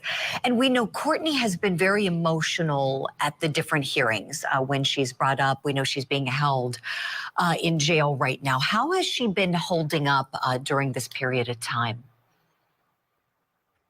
Well, I can speak to that, Julie, and thank you for having us. I visit Courtney regularly, and as you can imagine, anybody, it takes a toll being incarcerated during this time frame. She is patient, though, and she understands. Unfortunately, the process, it's a normal process, right? In every case, to prepare a case of this magnitude, it takes time. And we are cognizant of the fact that, we believe she's innocent. She's sitting in jail, and we are trying to get the case ready as soon as possible. But the wheels of justice do not always turn swiftly. Right. No, certainly not, Sabrina, certainly not. And I've said it before, I'll say it again. You two are sensational advocates. She is in the very best hands for this case that does involve, and you both have acknowledged some bad facts. There are some really tough facts that you both are going to be contending with. I have a clip from the medical examiner talking about the knife and the placement in Christian Obam Selly's body. Let's listen together to that now. Based on the information you received that the defendant was alleged to have thrown this knife, do your observations support that? I'm not an expert in knife throwing. If the person who supposedly did this is an expert knife thrower and the knife is a type of knife that you can throw, I guess that could have happened. Okay, so we know that was on the record. Sabrina and Frank, is it still your contention as her defense team that that knife was in fact thrown? 100%. I'll let Sabrina follow up, but absolutely.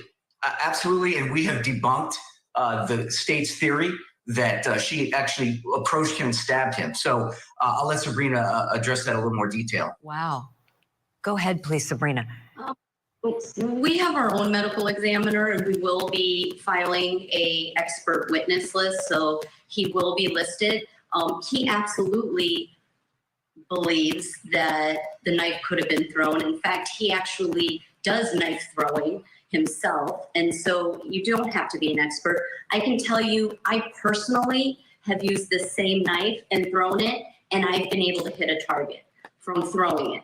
So you do not need to be an expert. You do not need to be a strong man.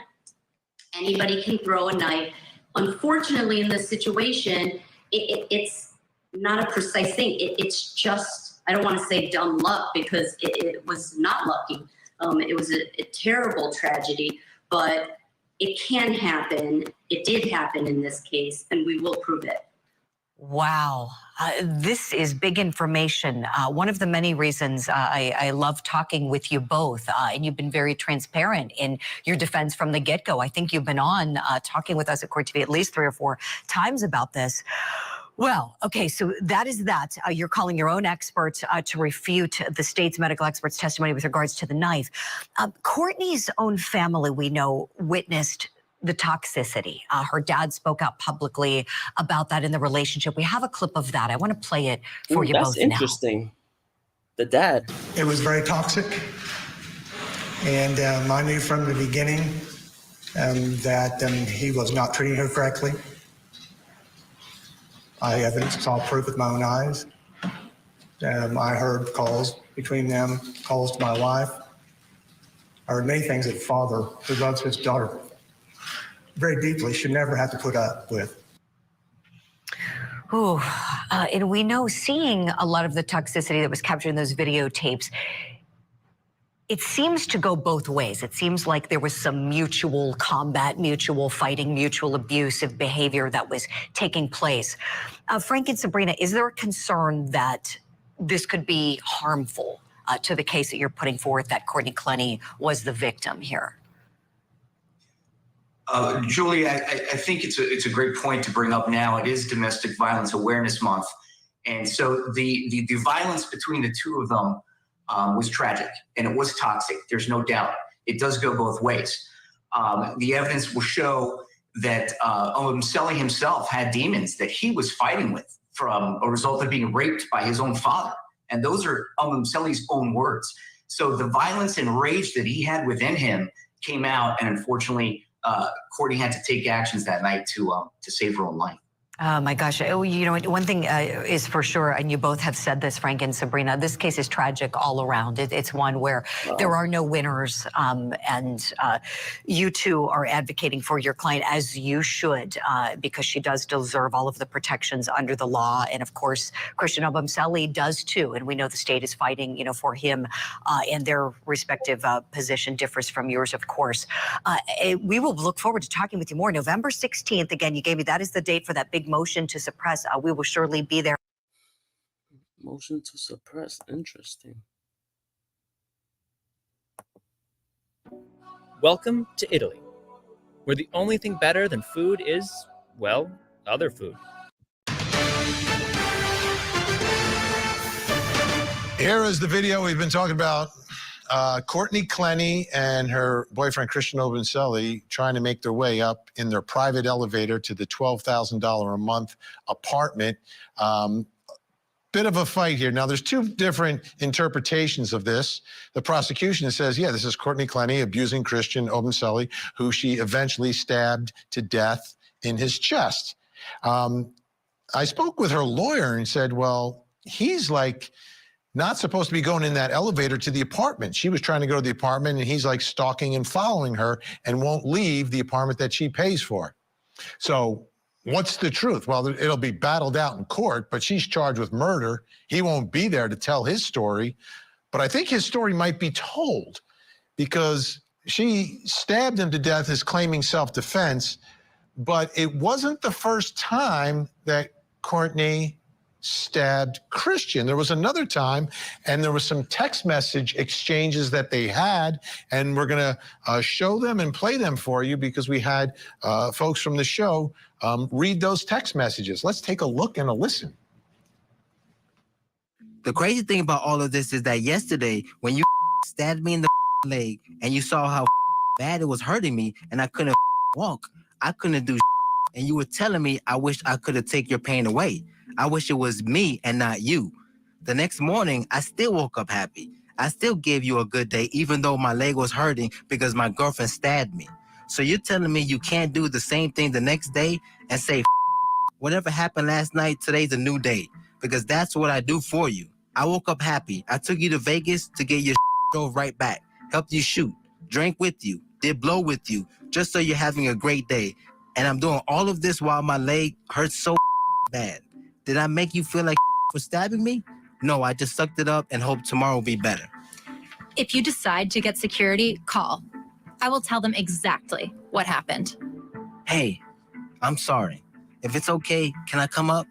I know you said 5 minutes, but I've been in the restroom, my nose is bleeding, and the back of my head hurts. Like really hurts. I don't know if it was your hand or the phone, but I'm really dizzy. I'm putting your stuff up. You can come get it when I say you can. Go to first aid. They have to take me somewhere. My shirt was off walking through the casino, so I wouldn't get blood on it. Can you open the door, please? And you were pounding the phone on my head when I was done. It's okay, but can you let me in? I don't feel good, please. Courtney, can you open the door? I don't feel good and there's a bump on the back of my head. Can you just let me in? I'll be on the couch while you're in the bed.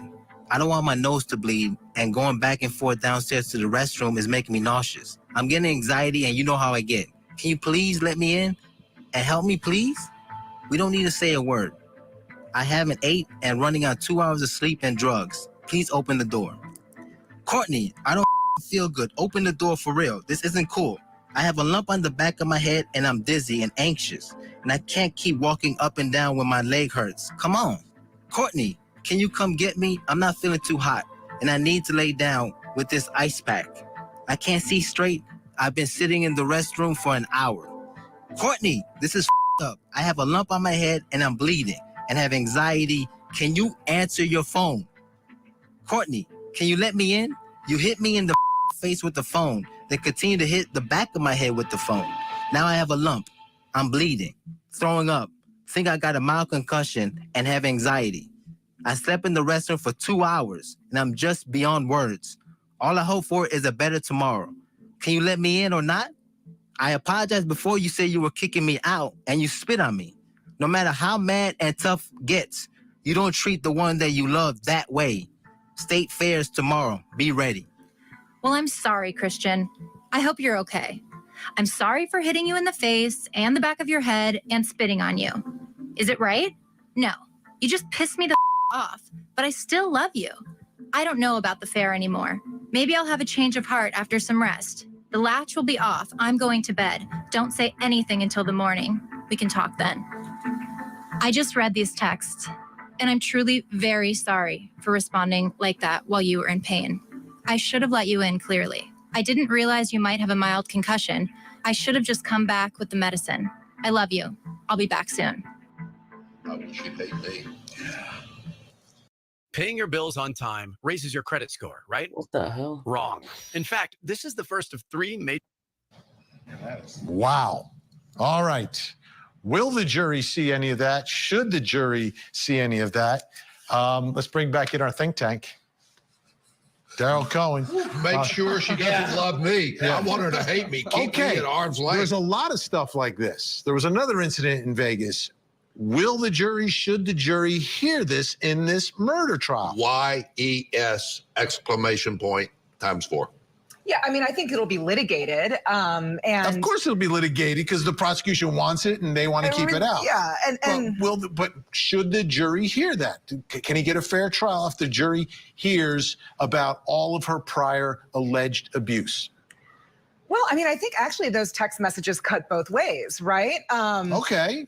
I mean, I think that Explain to me.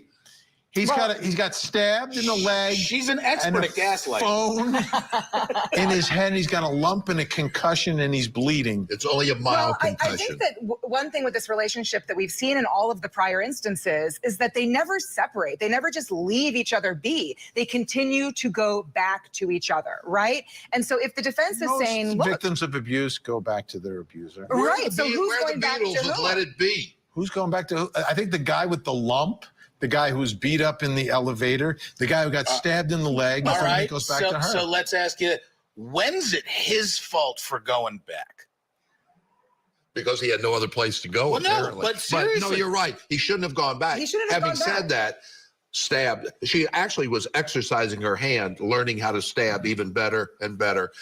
Once he gets stabbed the first time, get out of there. But he had too much Can't blow. blame the victim. I can't blame the victim of domestic violence. Are we, Daryl? We're not doing that. I mean, No, I get it that you wish that he would have gotten out there. I wish his family would have known about this level of abuse. Maybe they could have talked them out of going back.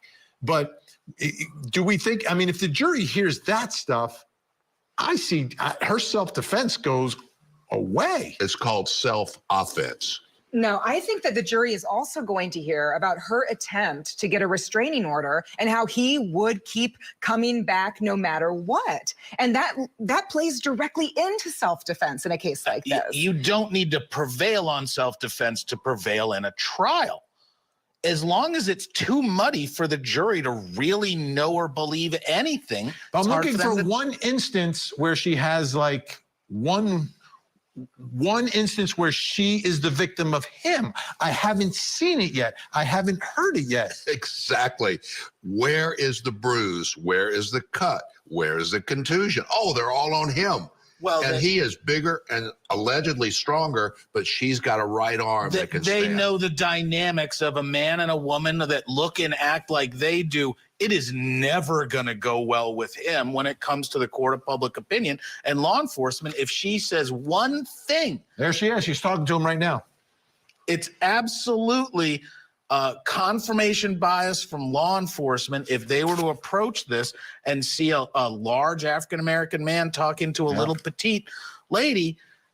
He's going to be the violent one 9 times out of 10. We're keeping an eye on it, folks. We got a big hearing tomorrow. I chose Wix. This is a year for my ago when business we because of interviewed its him. Attention bargain hunters. Don't miss out. Here's a free backpack. Take it. It's yours.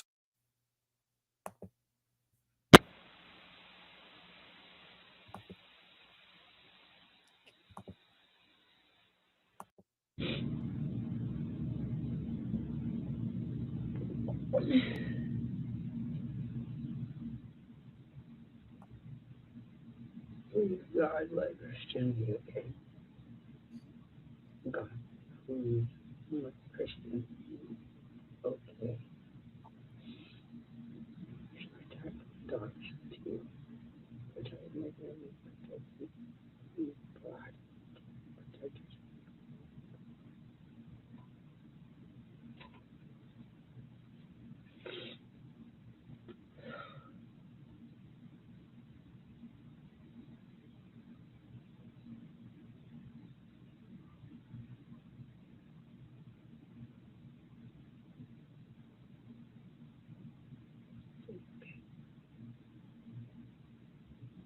That's when they interviewing her.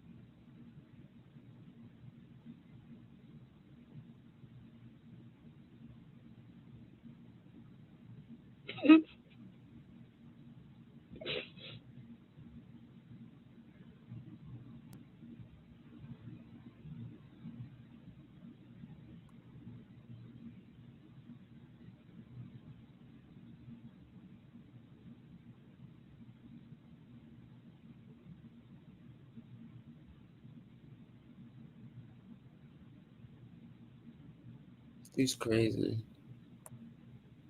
Let's see. Bad reaction, and I just didn't know exactly what might happen. Yeah, we were right before anything happened. We were going to walk my dogs down to this park over by like the Paramount, which has like the beach volleyball and basketball court and all that. We're gonna walk them over there and let my dog Ranger play soccer. That was my plan for the day, and then go. How old are you going to the movie? Or you go to a movie tonight in Miami Beach. My dogs are 8 years old. 8 years old? Oh, okay. They're both of them? Yes. Oh. You've had them all 8 years? Since they were babies? Yes. Oh. What breed are they? Many Aussies. Mini Aussies? I love those. Me too. Super smart. Yeah.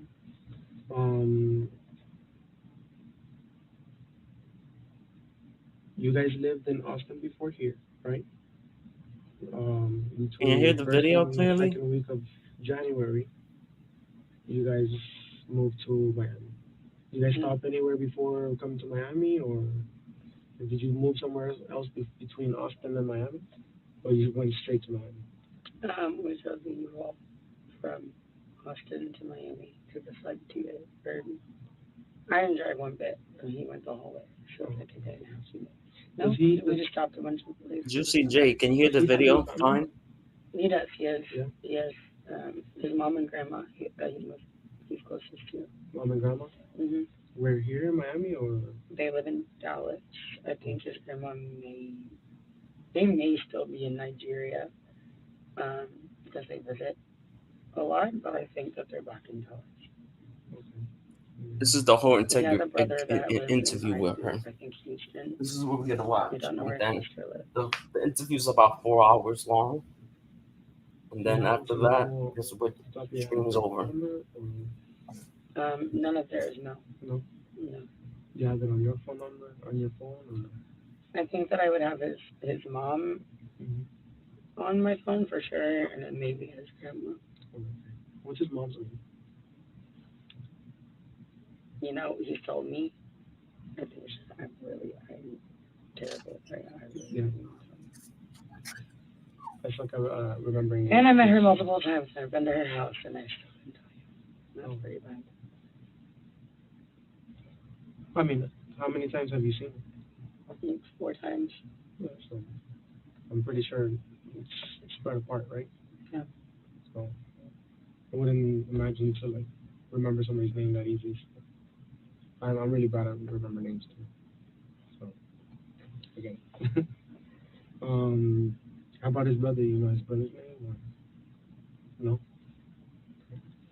He is very like not, I guess, like too thorough with talking about. I mean, that's not really probably like the word, but not like too thorough.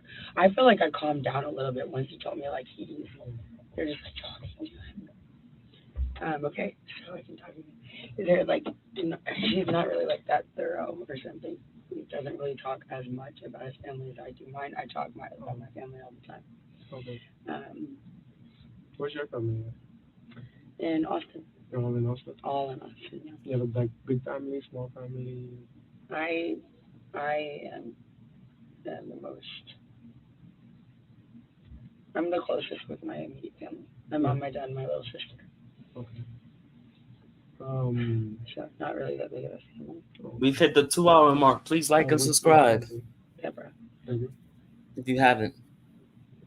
And your dad's? Kim. Kim? Mm-hmm. What are their last names? Clenny. Clenny. Clenney. And your sister? Morgan. She has nothing.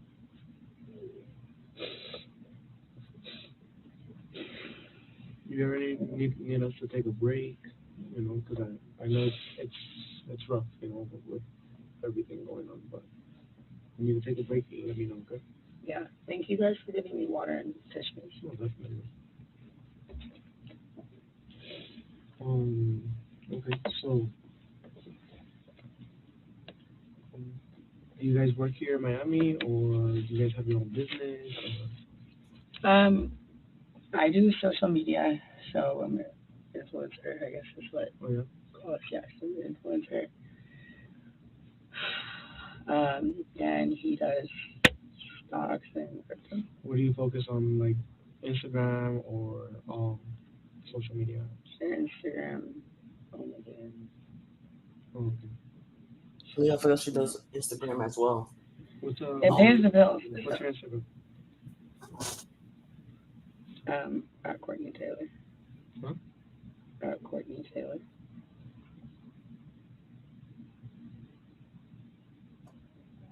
Taylor spelled Taillor. ILLR.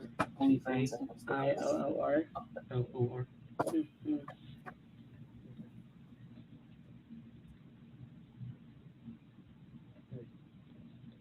Mm-hmm. And what is it that he does? Stocks and crypto. Stocks and crypto. He just has stocks and does crypto. Basically, right now, what is going on? The police are interviewing her. That's what we're watching right now. They're doing numbers and all of that.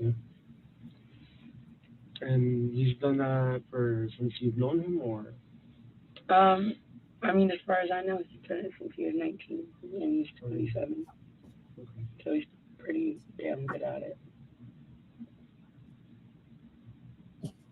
That's, I guess, compared to other people that do it. Yeah. How long were you guys planning on being in Miami or before going to London? Or? I don't think London was ever really going to happen. I don't think I would ever do that. But yeah,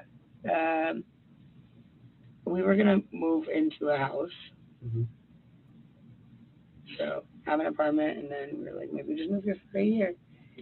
And then once we got here, we were like, no, this is dope. Yeah. So we have the dog picked out.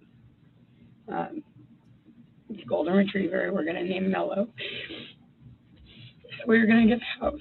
So we can have a backyard. Because I have 2 dogs, and then we're gonna have 3. So we're planning on staying here for a while.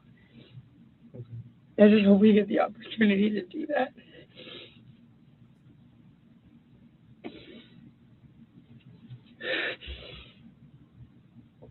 Sorry. Once again, you don't have to apologize. Hopefully I'm over freaking out and like I'll be able to see him or whatever. But I don't see it. I don't know. Yeah. I will keep it together. Okay. So how about before we go into like the details of what happened today, okay? I have to swear you in and read you a couple other paperwork. It's just normal process for everybody, with victims, witnesses, everybody. Okay, so.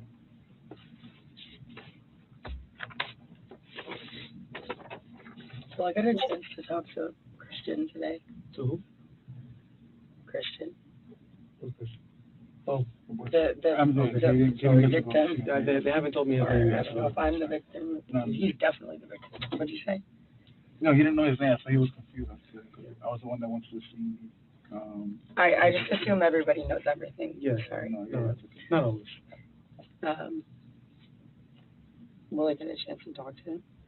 We'll see once everything. once we're done with everything, talking and with the scene and seeing what's the update with him, and then we'll definitely get you an answer later. Cool. Okay. Yeah. Okay. So, this is an investigation into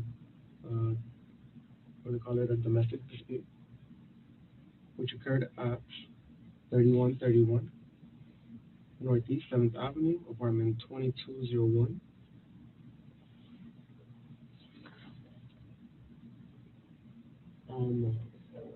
In reference to case number, yeah. Yeah, sorry. It's going to be 22 0403 00 The City of Miami Police Incident Number. Okay. This statement is being taken in the City of Miami Police Department, the investigation office, which is located at 400 Northwest 2nd Avenue, Miami-Dade County, Florida. Okay. Okay. Do you raise your hand, your right hand? Okay. Do you swear to tell the truth, the whole truth, and nothing but the truth, so help you God? I do. You can put your hand down. Real quick, have you taken any alcohol or medication or narcotics today? No. No. So I have just like medicine that I do, but nothing that was mind altering. Oh, okay. Like what? I actually don't know what it's called. It's new medication just for. What's the medication for? If you don't mind me asking.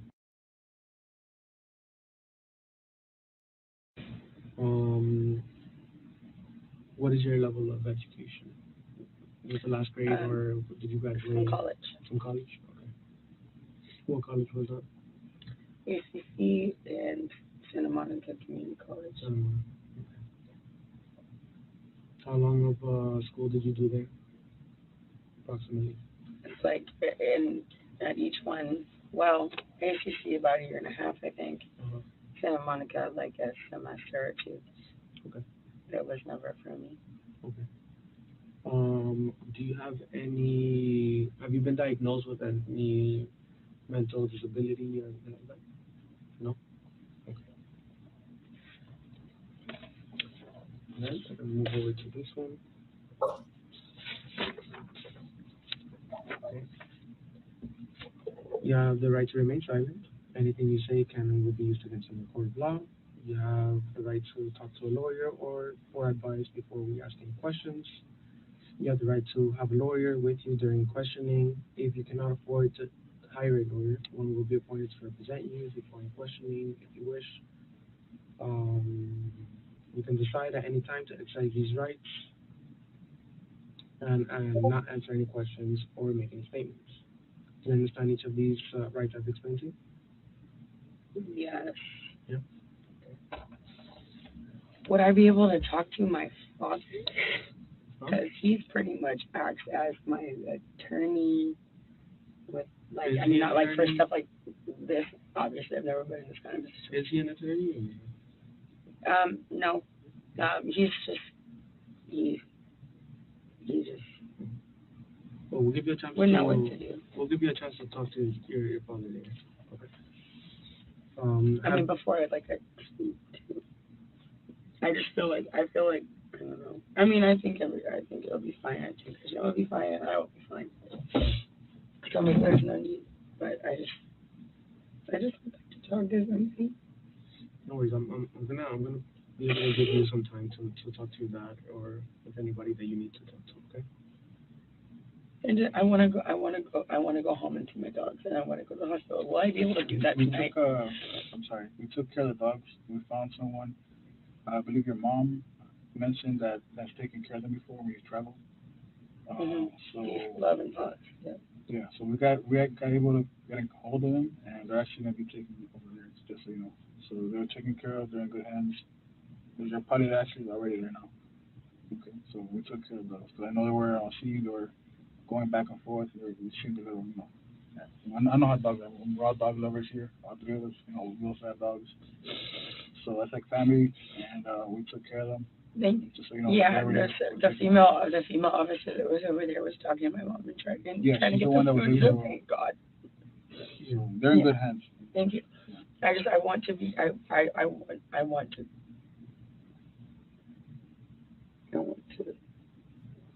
to my mom for an hour on the phone, and I want to go sit at the hospital. Am I going to be able to do that? So for right now, I can't give you an answer. Okay, we just have to go through everything. Because remember, this just happened, so I can't really give you a straight answer. If I do, I would be lying to you, and I don't want to do that. I don't want to lie to you. Okay. Okay.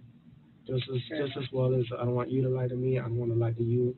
We want to be able to understand everything that went down today. I'm still here, guys. As truthful as we can be. Okay. Yeah. Okay. Having these rights in mind, do you wish to talk to us?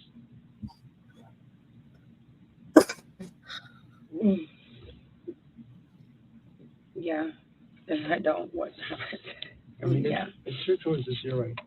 But at the end of the day, we just want to figure out what happened. Okay. We just want to hear your side of the story and what occurred. So we can. I actually got a package from a company. I don't know where. I actually want to show you, so I'm gonna pause this video. Yeah, fortunately we were there. You were, so there's no. Then I'll show you in a few minutes. Again. Hi everyone. It's called Sampler. The company is a little wet. Let's see what's inside.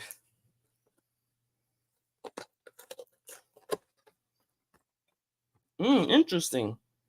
Got a couple stuff in here.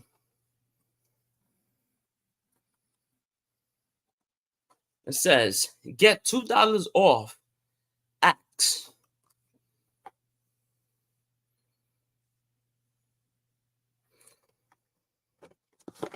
And look what they sent me. 2 small Axe.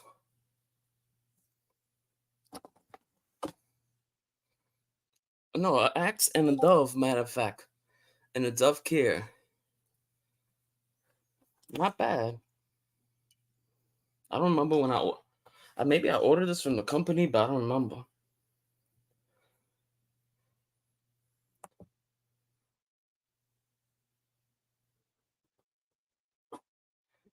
You can't see me well. All right, let me show you again then. Can you see me now? This was this.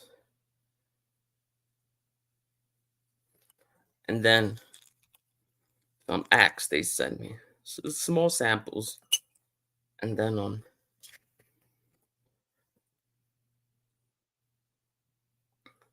this as well.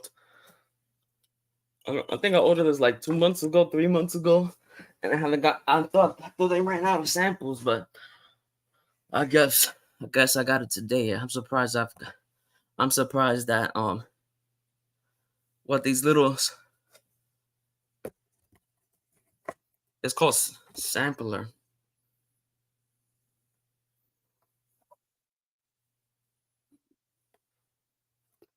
I also went to the store quickly to get something. I got a little hungry. Got some ice cream and some coffee because we're gonna be up for a while. So if y'all want to get some ice cream while we continue watching this video, go ahead, get some ice cream. And enjoy yourselves because ice cream is the best.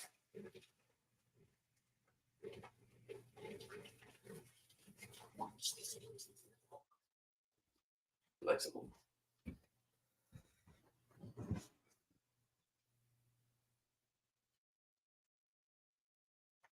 Oh, you email me in the email that I sent.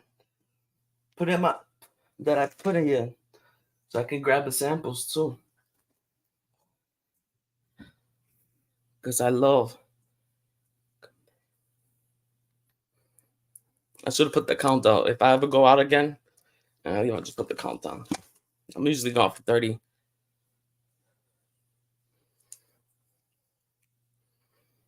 seconds. So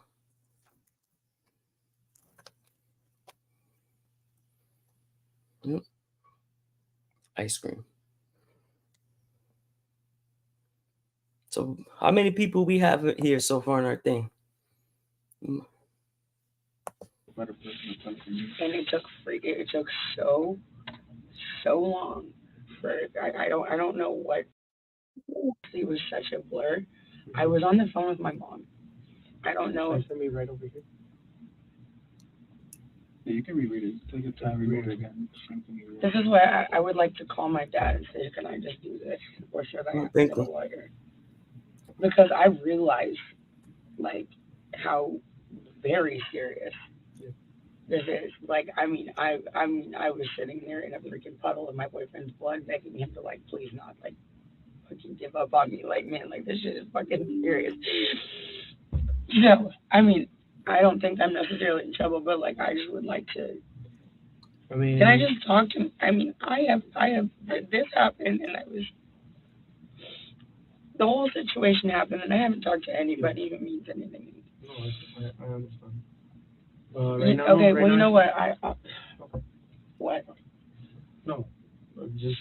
I've never been in this kind of situation. You can talk to him later. Because. But before I talk to you guys. Bam! HelloFresh. Guys, shrimp spaghetti with a kick is what we're going to make. You guys know that HelloFresh makes cooking dinner easy, fun, and affordable. Let's do this. Why can't I talk to him beforehand? Well, because I would like to understand what's going on. I know, but like if I say, hey, is it cool if I sign a constitutional rights waiver because when my boyfriend your dad has is like. not a lawyer.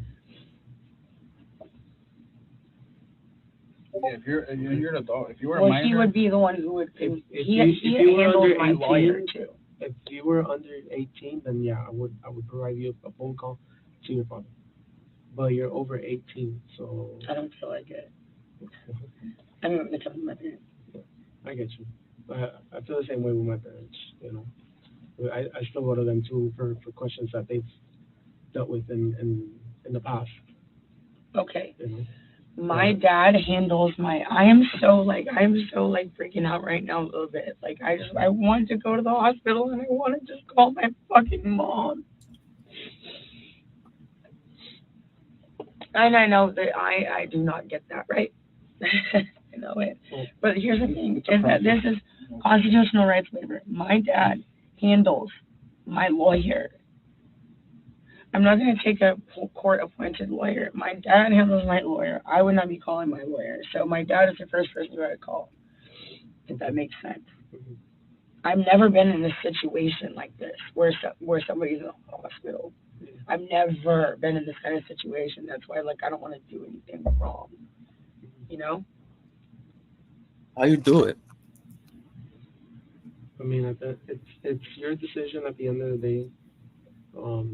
But What happens if not? If not, then that's it. We don't talk about what happened to him.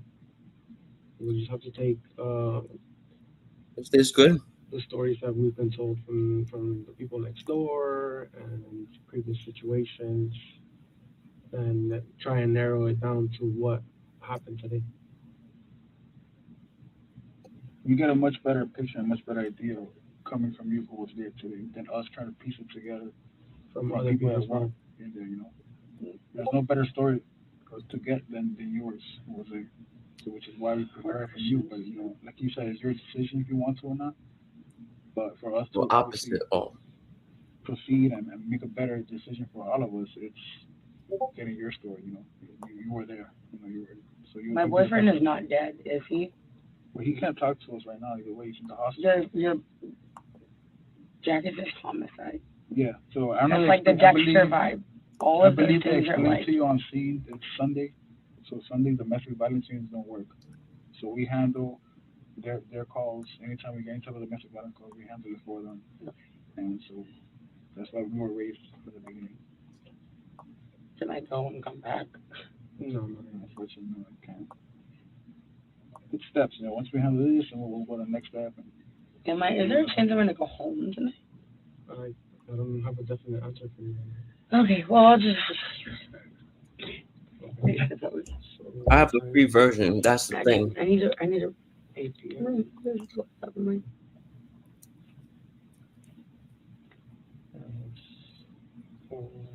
Let me remove my name then so I can see my face.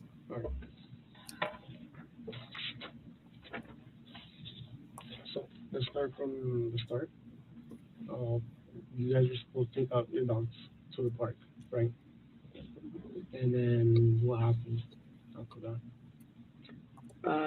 Like I said, a little bit blur. Yeah.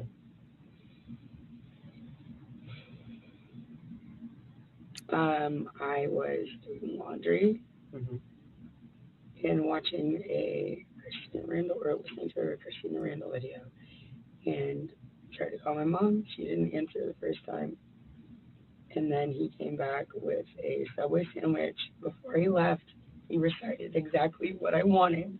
And I said, I'll text what I want to you. And he said, I know what you want. I said, no, you don't. You recited it to me before you left.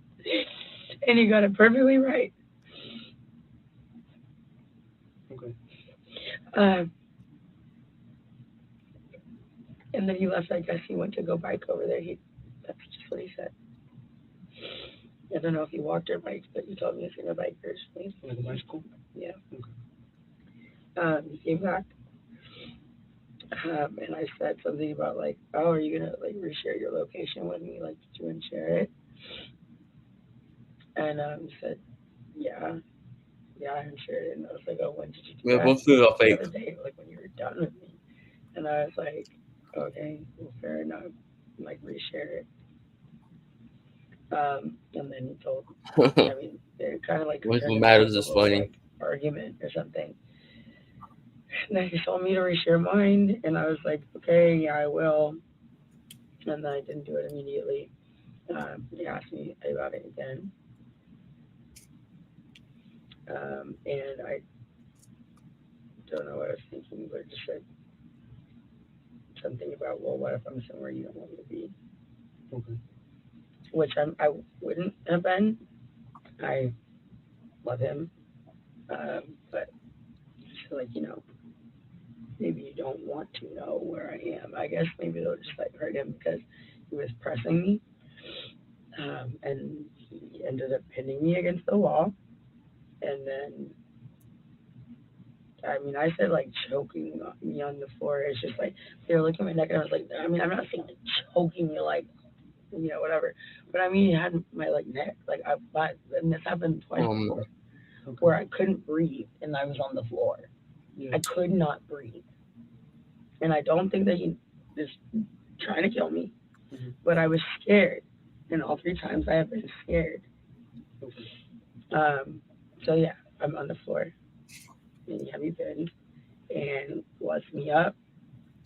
I'm on the get my mom on the phone, and I'm just trying to really remember. Hey, my mom on the phone. And I remember she was standing like against the couch.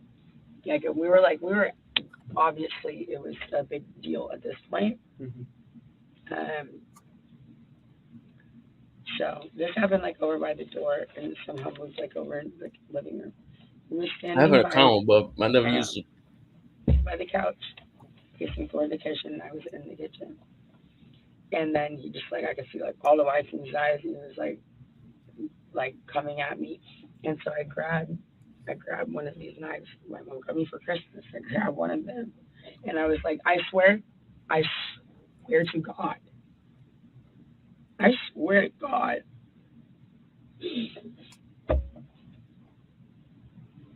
It was just like, I mean, I grab and be like, don't come anywhere closer to me. Because, earlier, I was having 2 other times I couldn't fucking breathe. I'm sorry. I couldn't breathe. And it's very scary. And I just think, like, just like this kind of thing where I was saying, like, do you know if he's okay? If he's choking me and he's angry enough, he might, this is different, I think. But if he's, like, choking me or, like, pinning me or something and I can't breathe, he might go too long. So I grab a knife and I said, don't come anywhere closer to me. I had absolutely no intention of using it. I'm on the phone with my mom and he's coming at me like he's gonna grab either the phone or like the knife or something. And so I was just like, I was like, don't come any closer. It's coming at me and I threw it. And I meant for it to go. How far away was he? I was by my fridge and he was like by the edge of one of the chairs of the sofa.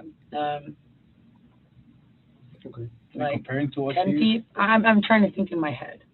I'm trying to make the. Was he closer than I am? No, but just further.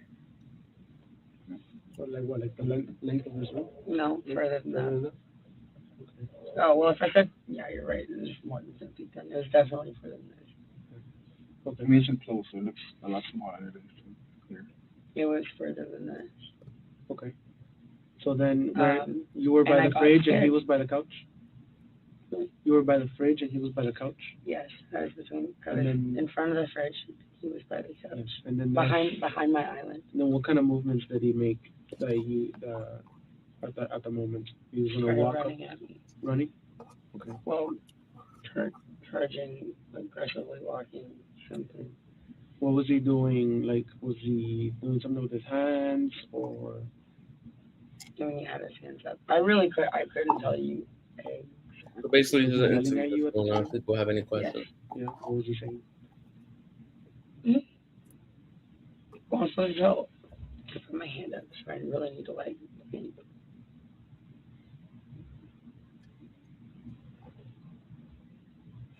So.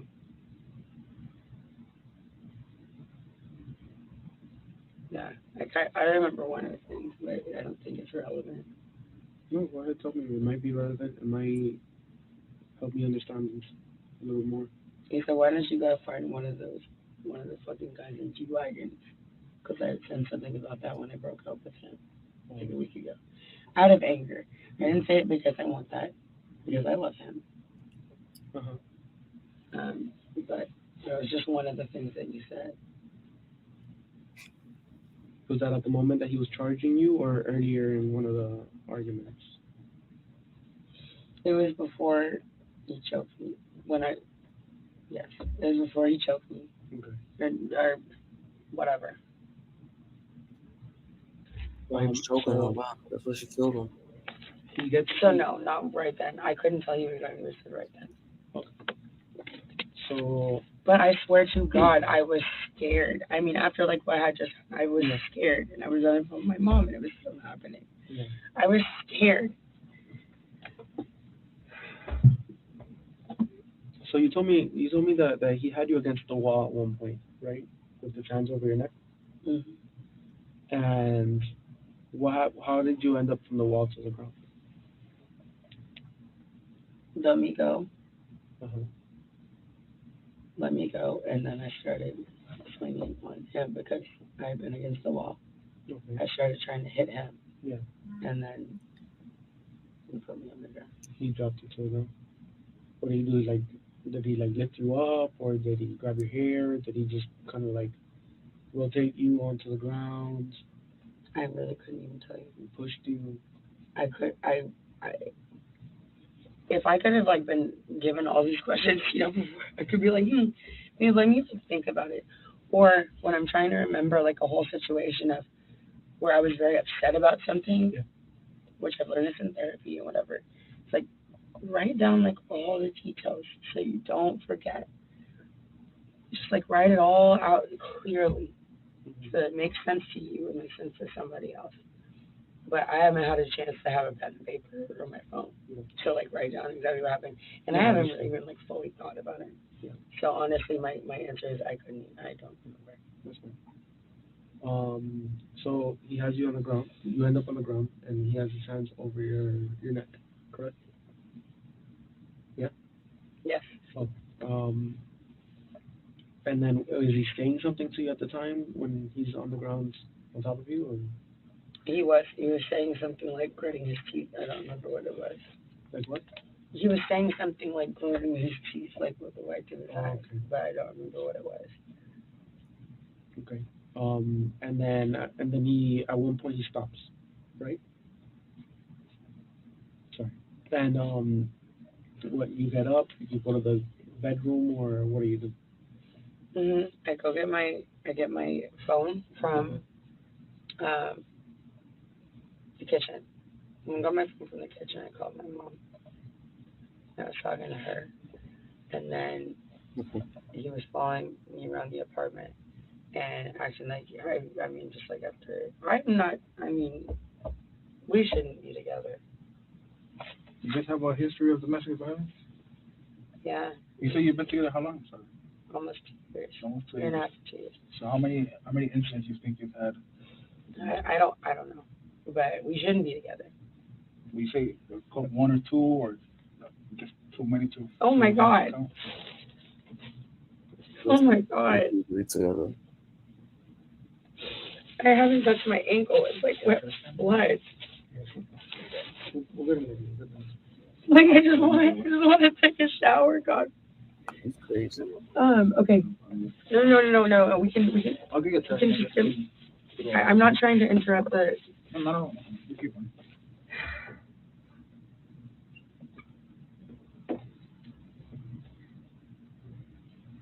This is absolutely the most insane shit that I think I've ever been involved in. I think anybody that No, goes through this would without a be doubt. just insane.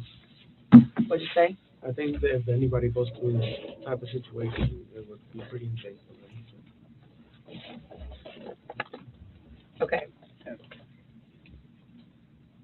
You said Have you domestic violence. have you made a report before? No. You've never made a report? Oh, I did in Dallas actually about a year ago, and he was detained. And what happened there? He had pushed me in the lobby, but it wasn't like a big deal, and they made it a huge deal. And he ended up getting taken to the hospital or jail or something. Yeah. Which I don't think it was necessary, but yeah, he had been. And then also I had been arrested for as well in Vegas in August. Okay. So he and I each had one. Okay. What happened in Vegas? We just got in an argument in the hotel room, and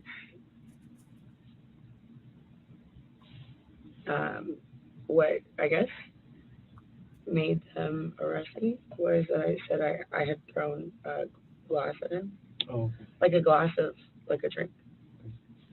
Like you splashed Which I it. think until that point it was like fine, I guess. Like I didn't, whatever. But they asked like, yo, did you throw something at him? Because I guess they went upstairs and they said, did you throw a drink at him? And I said, yes, I did.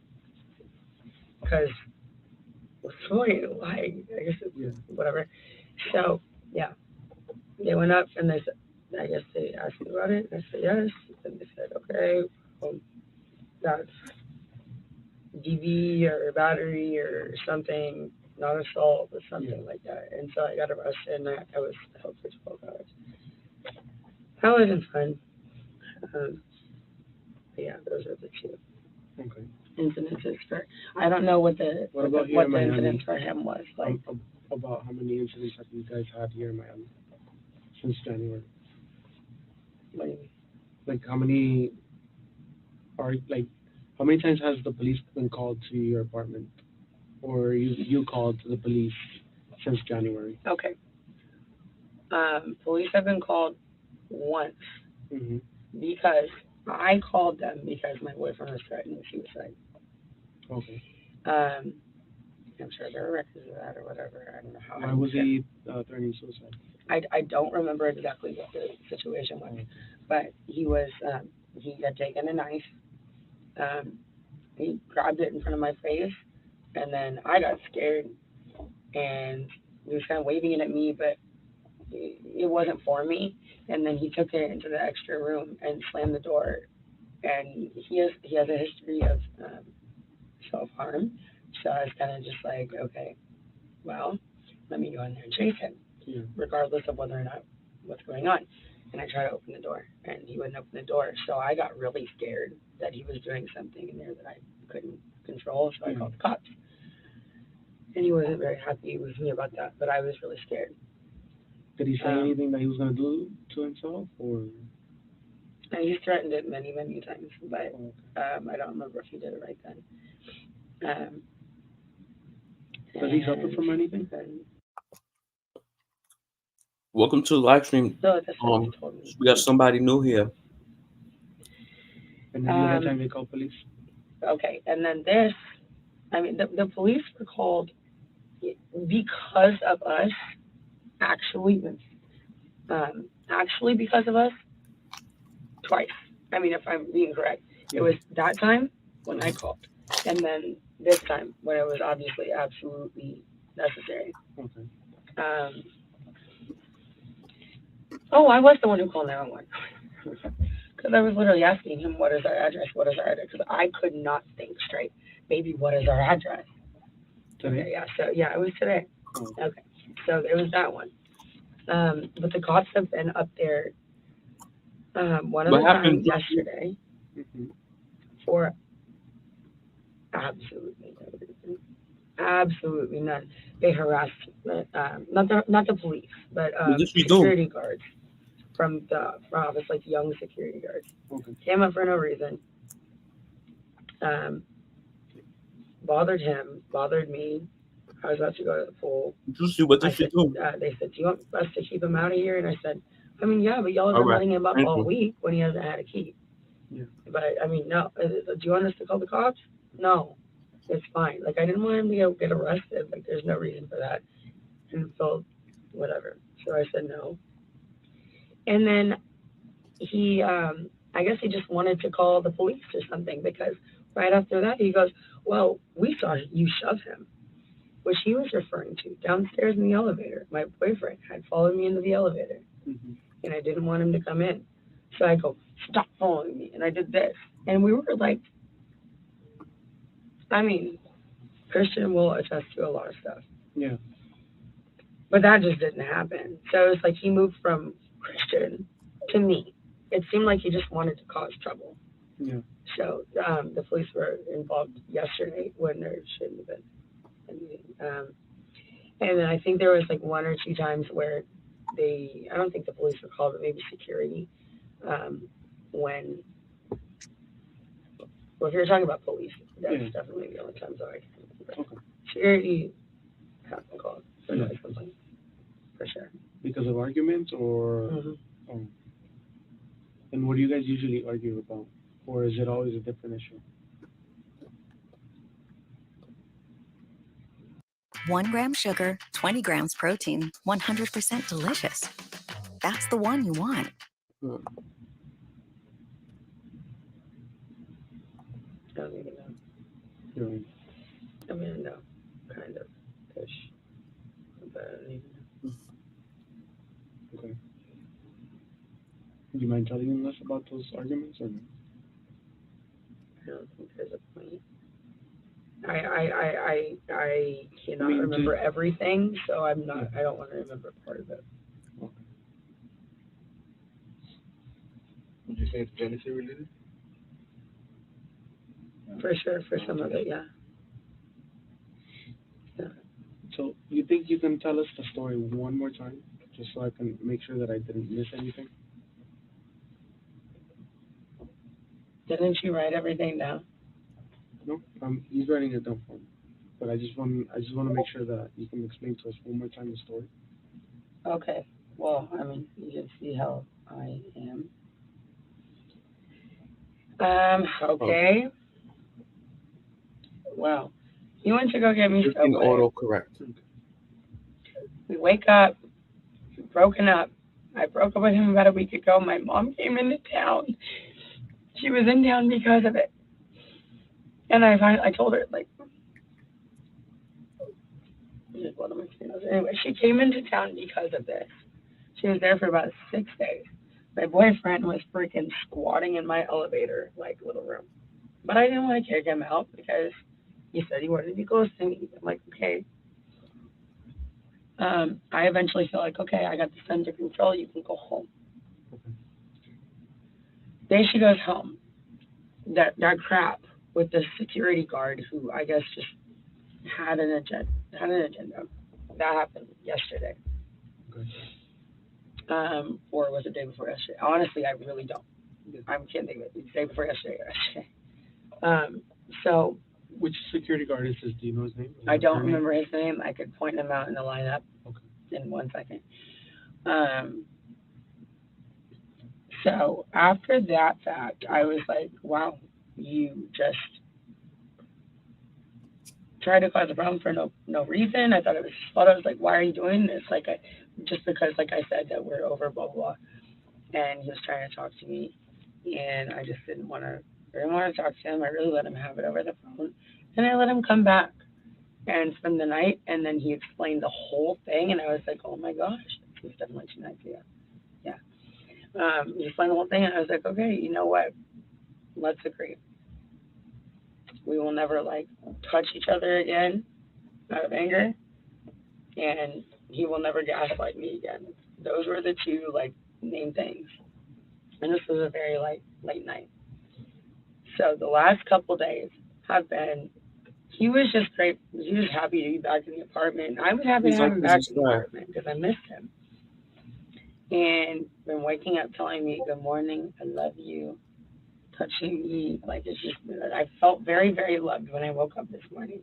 That's why I'm so, like, heartbroken. It's just like, why? Why? Like, I should have just left the apartment. Come to think of it. Okay, so anyway, he went to go get me Subway, or he went to go get himself Subway. They got me Subway. He rode his bike, or I guess whatever, walked something.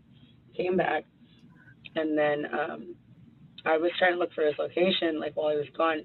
Not because I was wondering where he was, like, sketchy. Yeah. But just, like, trying to see how far he was, because I was. He was on his way back. Or... Yeah. Okay. I mean, yeah. So I couldn't see it, and he said that he would change it like before, I think. I don't know. And he was he asked me if I would change mine back, and I said something along the lines of what? Oh, I said something. I'm staring at your yellow paper because it's in front of me. I cannot read one thing, so I don't know if you think like it. No. Okay, so the Subway thing. He comes back. I asked him about his location. Said he'll change it. asked me about mine. I said something mean or unnecessary about, even though I wasn't anywhere, saying something like, "Oh, well, you wouldn't want to know," something like that. And he ended up getting upset, and that's kind of like where I went from there. I mean, hit the wall. Don't remember exactly where it went from there. I was on the floor. Let me go. I called my mom. So he had you against the wall. He was holding you by the neck, right? Yes. And then he let you go. You start swinging at him, and then he ends up putting you on the ground. Mm-hmm. Correct. And then Oh yeah, when I was up against the wall, I mean when he had me like this, I was just trying to get it off. Yeah, you're trying to get it in. But it wasn't. I didn't feel. You felt the pressure. It wasn't a long time. Yeah. It wasn't a long time, and it wasn't extremely hard. It was kind of just like, I don't know if that makes sense. Okay. And then he put you on the ground after that. Mm-hmm. And then he said something that you don't remember what he said. Gritting his teeth. Okay. And then he let you go. Yes. Okay. And you got up, and then what happened? I went into the kitchen. I picked up my phone from my charger to call my mom. Actually, at that point, I walked into the living room. She was sitting on the couch. I didn't say this before. I walked into the living room. I called my mom. You could see I was calling my mom. Okay. That made him angry. I went in his living room, took us on the couch. He came in there, tried to get the phone out of my hand. So I went back into the kitchen. And at that point, I was sitting there, and I grabbed the knife, which... Did he ever get the phone out of your hands? Or no? No. He just came over to me and was trying to get it, and then we went to the kitchen. I don't not think that this was. I don't know. I really don't know if this is justified at all. I actually don't know. Well, that's what I really don't know because I know I was scared, but I really don't know. So you got the knife. Because I grabbed a knife. I grabbed a knife and I said, like, pretty much just like, don't get any closer to me. And then came with me, said something, came with me, and then I just like threw it. And I really. How exactly did you throw it? Did you throw like that? How many times? No. How exactly did you throw it? Like you threw it like this, or kind of like flung it at him, overhead, or how did that? Oh, I just flung it. You just flung it over your head, or from like this. Okay. So from like beside your head. Holding it, yeah. So not like like I'm holding it like this. This is not the knife. The blade. Right, the blade. I'm not. I for dang sure did not stab him. That would be insane. I mean, I didn't even think that this would touch him. But I mean, I thought that I would scare him. I would scare him by just grabbing it. I thought I would scare him by just grabbing it, but that didn't work. So anyway, comes at me, and then I just flung it. Okay. And I was kind of just trying to fling it past. When you threw it, when you flung it, how close was he at that time? I mean, I said 10 feet, but if this is 10 feet, it was definitely more than 10 feet. Okay. And I mean, if somebody goes into my apartment, they can see how far it was. Yeah. But I did not want it to actually injure him. Mm-hmm. That and what did he do? What did he do after you flung the knife out? Did he walk around, or did he fall right then and there, or what happened? He fell down. He fell down? Yeah. He didn't walk around or anything like that, or still try and chase you, or what? No, because it hit him. Because it hit him? You know where the knife is? I think it's like right here.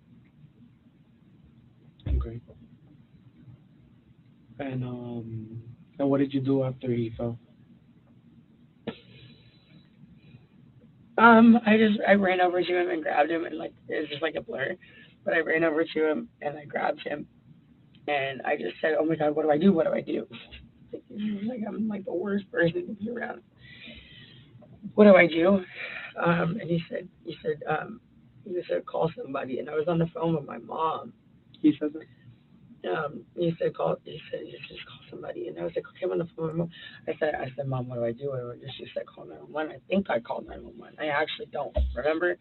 That's obviously the easiest thing y'all can look up. Is if I call. I really don't remember. Why did I end up taking it closer to the door? I don't remember. I think that he walked closer to the door because we ended up closer over there. I think, yeah, he fell down close to the couch. Yeah. There's probably blood all over that white couch. You know, I bet you anything is everywhere. We somehow ended up over like by the extra bathroom in our like little like laundry closet. Yeah. And there was like he was just bleeding a lot. And I was holding him, and he said, "Put pressure on it." Because I'm just thinking, I was like, he kept trying to lay down. He kept trying to lay down, and it looked like he was losing. And like, oh my God, God forbid I fucking lose Christian. Like, I'm so okay with like us breaking up at some point or now, obviously, whatever. I don't give a shit. But God forbid anything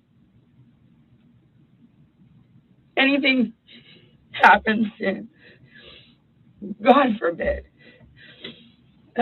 So yeah, I just like he just kept trying to lay down, and I was like, please, fucking Christian, please don't do this, please don't fucking do this to me. And he kept sounding like he couldn't talk or something. Like he was just like closing his eyes, like, wake up, open your eyes. I was talking to him about his mom and his grandma, and it just felt like everybody was every second was like a freaking minute. Yeah. Because I was like, he was the one who told me to put pressure. I'm just like a freaking idiot. So I'm like trying to keep him upright because he keeps trying to lay down. I'm thinking blood flow, right? You don't want to lay down if you're losing blood. That's what I would think. And he's saying just put pressure on it. So I don't remember what I got, but I got something and I just like put it on it. And I was like holding him and he kept trying to lay down. He's a freaking big man. So I was trying to hold him up and push it into him. Was the knife stuck on him or somebody pulled it out? No, and I thought about this while you guys were outside. I was thinking, why did it start bleeding so much? Because if it just like hit him, I'm thinking maybe it just, I don't know, like if it was really deep or not. I don't know if it just hit him and it came out, or if he grabbed it. Because I almost got a little irritated with him while y'all were out there. Because I was like, I swear, this is freaking rule number one. If you're watching Game of Thrones or anything else, anything. Yeah. You have something in you. Typically, you don't pull it out, right? I mean, y'all would know better than I do. Okay. So I kind of got a little irritated because I was like, I was just assuming he pulled it out. But I don't know. Maybe it just fell out. Okay. Do you have any other questions? Yeah. What's your weight and height? 5'8", 150. How about Christians? 6'1", 210. 210, so you're a little heavier, significantly heavier. Yeah. Okay. And as far as your DV history, how many times has he ever put his hand on you before? How many times would take a guess in the 2 years you've been together? Maybe like 5 times. 5 times. And besides the putting his hands around your neck, I believe he said this is the 3rd time he's done it. As far as the neck around and the hands around your neck. No. I mean, it's hit me in the head before. I don't remember when that was. Close fist or how? I'll just leave that out because I remember there was a time when he hit me really hard in the head and I was kind of discombobulated, but I can't even remember when it was. It might have just been like when we were drunk, but I know it happened, so I'll just leave that out because I can't give you exact facts. Okay.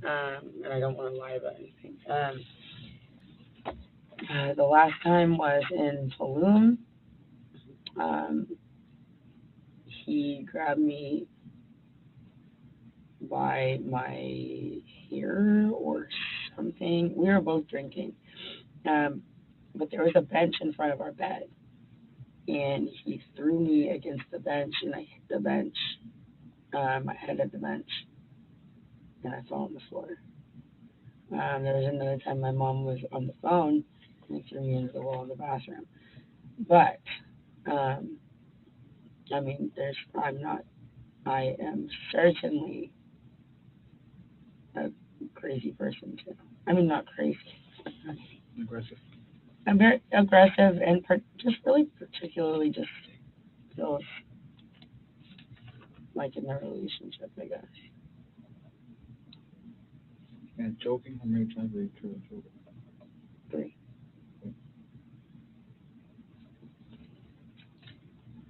Whose name is on the lease?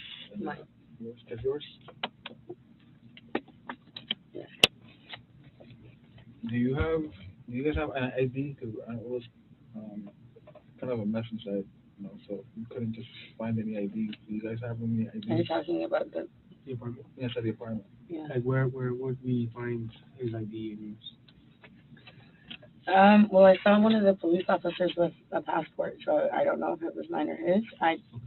They were looking for both of our IDs. And I told them that mine would be in a tan purse or a brown purse that was on the ground. And one of them came out of the house with a passport, so I think that it was mine. But yeah, I have a couple of forms of ID inside the apartment. What about him? Where's his IDs? Or where does he keep them? He should have them in a bag. Does he carry a wallet or like a fanny pack or anything? Yeah, he doesn't. I don't think he keeps his. Well, it could be in his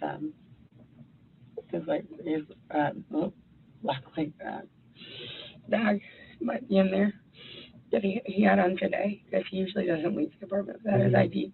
Like He had that on.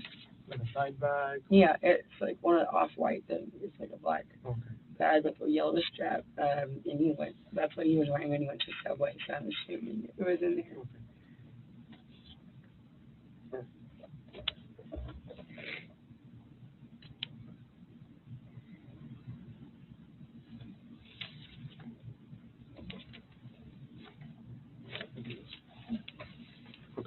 Will I be able to use the restroom? Yeah, well, and then in a minute we're gonna get somebody to come over and I'll escort you to the restroom. Okay. Am I going home? We gotta see everything with the scene and everything, and then we'll give you a better answer. Okay.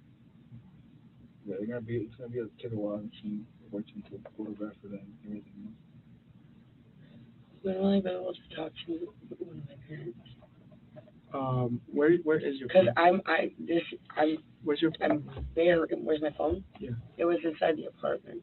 Is the apartment like on the counter? Did you leave it on the counter or kitchen counter? It was on I think the entryway table. Your new home is gonna be a cell. It's an iPhone. I think the case had come off. You know color? Space gray or rose gold. I honestly don't remember what color it is. What about his? Which iPhone do you have? The newest. The newest one? Yeah. I think he has a 12. And who do you have your And phone company with? I don't remember what color his phone is, but he has a red case. Who do you have your phone company with? AT&T, T-Mobile? Verizon. But I know my family's numbers by heart, so I could call them without. What's your phone? 512-745-3582. Okay, what's your social? Yeah, they can't put that onto you. When will I be able to change out of these bloody clothes? You I want was them, holding him while he was bleeding. I mean, my toes. Yeah. We're gonna It's see if we just can find making me something feel a for lot you, worse. and then What'd you say? we're gonna see if we can find something for you, and then bring it over. Okay? Find something for me? From your house. Like change over. What before I just want to change in my own gloves. Let's Yeah. take a shower and change in my own gloves. Just give us a minute so we can get everything in order, and then we'll come back with you some news. Okay.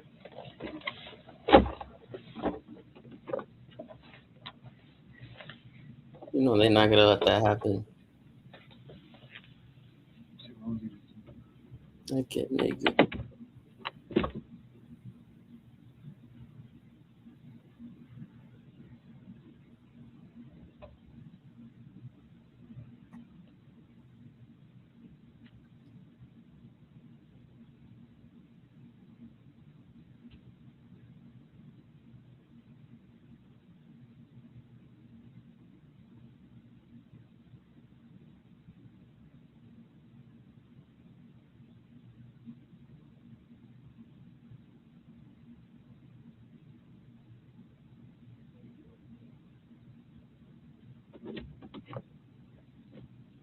The doctor say I took them to the Peace and Love. Peace Love Plus. Yeah. Where she answered, and I told her it was an emergency. Were they still covered in blood? Not so much because they ran a little bit, but I told her she's gonna wash them and she has food there. Yeah.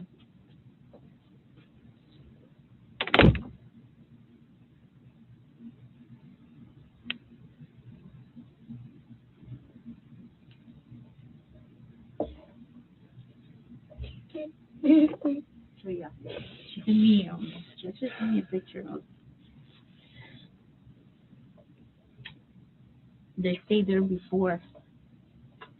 Oh my So, God, is yeah. that what she sent you that from today? No, that's from today. That's from the other day because you left them there. Oh, before. okay, yeah. They take really good care of them. Thank you so much. Sure, You have no idea how appreciative I am of that. You want to go to the I was bathroom? really scared. Yes, I do. I'm just picking my nails. I have nothing else to eat. Just picking my nails.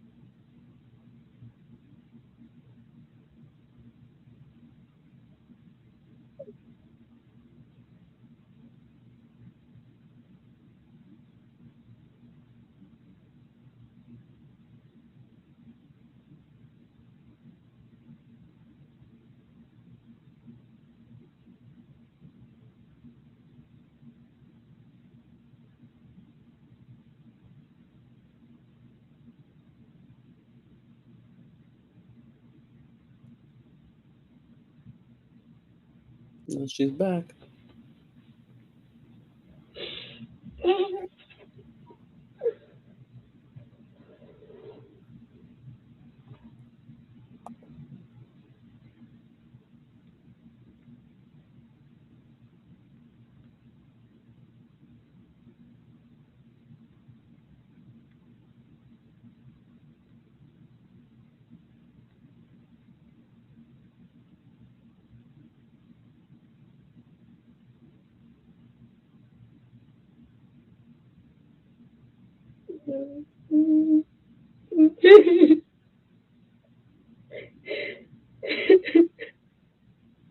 I guess she found out that he died.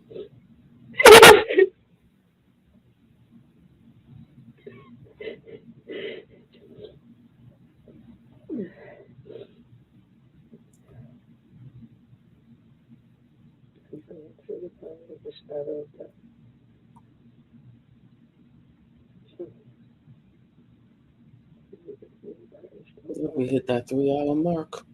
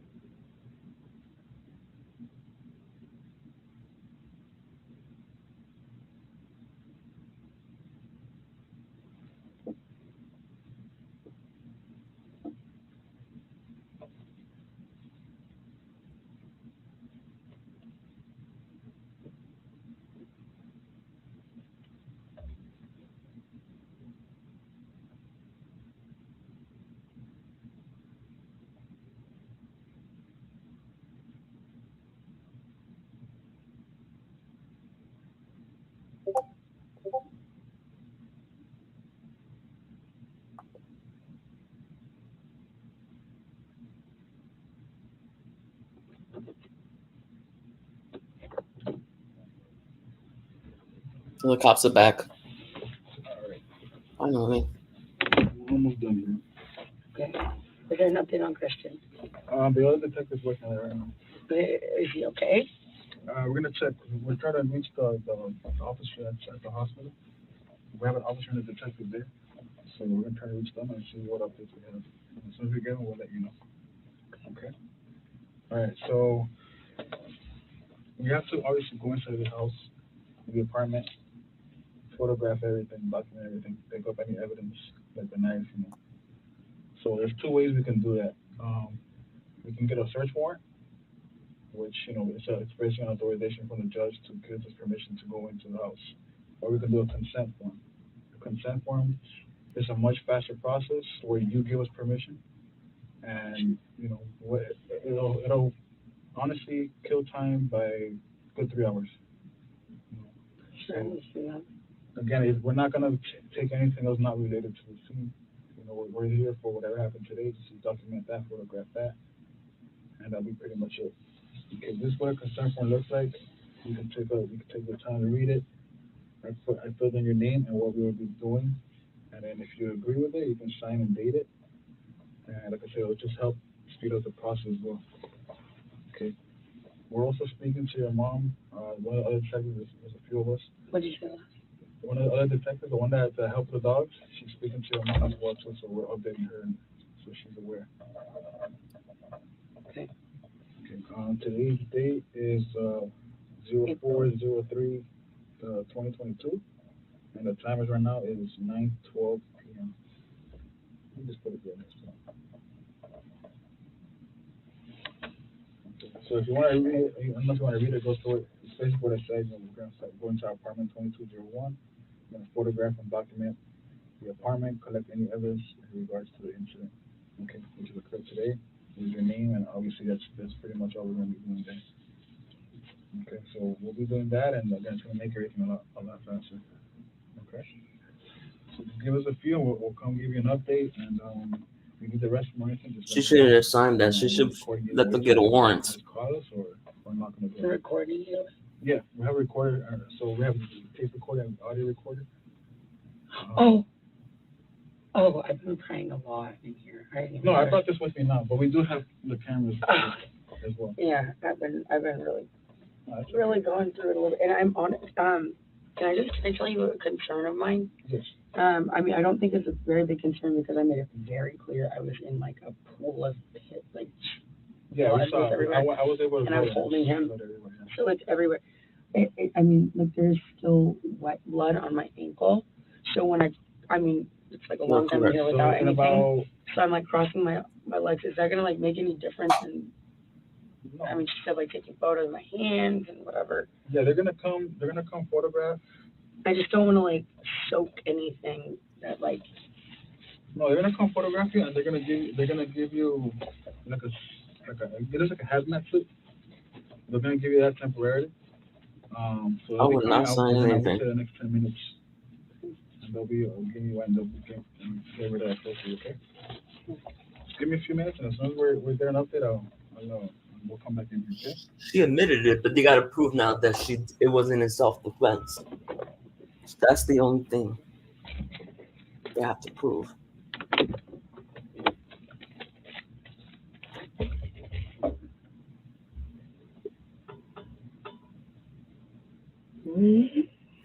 They have to prove that she's lying.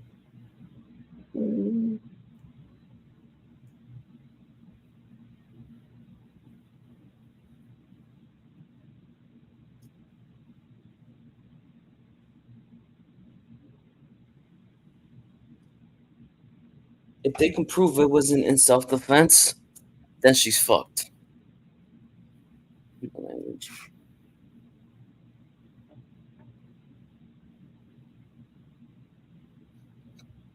She's presumed innocent.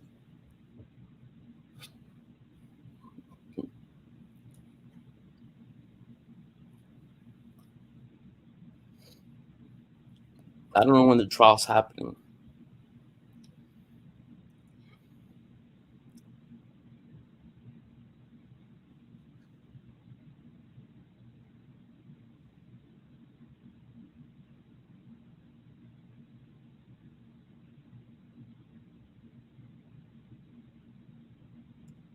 if the jury, if they cannot prove, if the prosecutor cannot prove beyond a reasonable doubt that it wasn't self-defense, she's going home. They have to prove beyond a reasonable doubt what a reasonable person will do in her situation.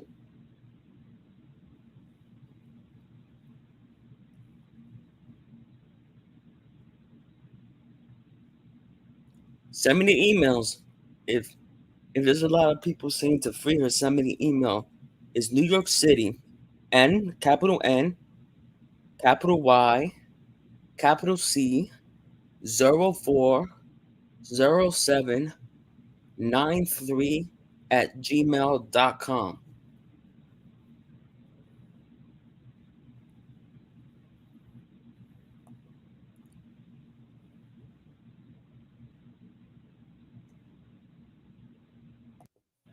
Please, Steve, you can face me.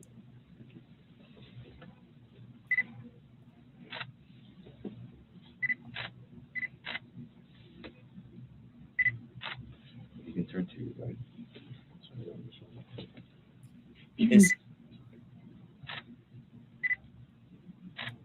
In Florida, second-degree murder is life in prison. Do you have any injuries? I mean, I have bruises all over the place, I think, but I'm probably just covered in blood, honestly. Okay. Do you have any bruises in your arms? Do you have any bruises on your arms, on your neck? Don't have any.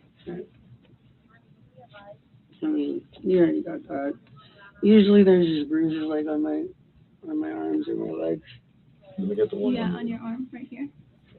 Yeah. You put your arm down so you can get, and you can turn that way so you can get on your arm. You can look that way. You can get it on the other one too.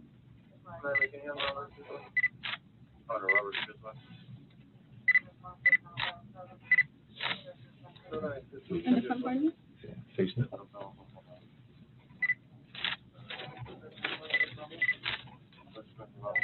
Is that from today? Or from earlier? Just right here? All over the place. Okay, I'm gonna put a scale to it, okay? Okay. It's just a paper scale. You can look that way so we don't get more.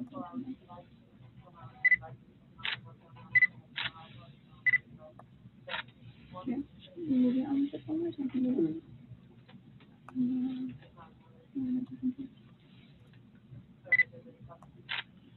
This is what I have, like, on my, like, Okay. Keep turning just so we can see if you have any more. You don't have anything on your neck?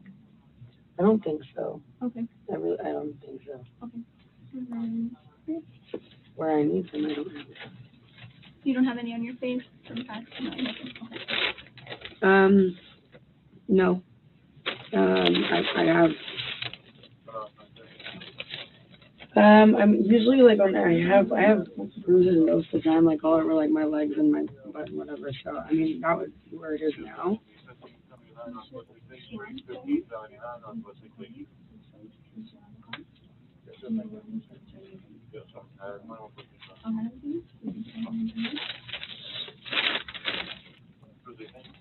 You're just gonna swab it, okay, for DNA. It's just a cotton swab and water. Okay. Turn that.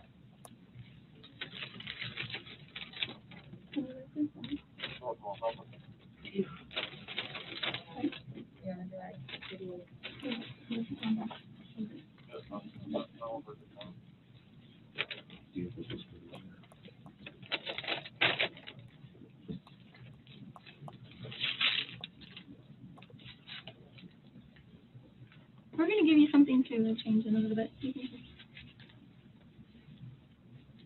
can face me. We're gonna swab just the area of your neck, okay? 21, 22, neck.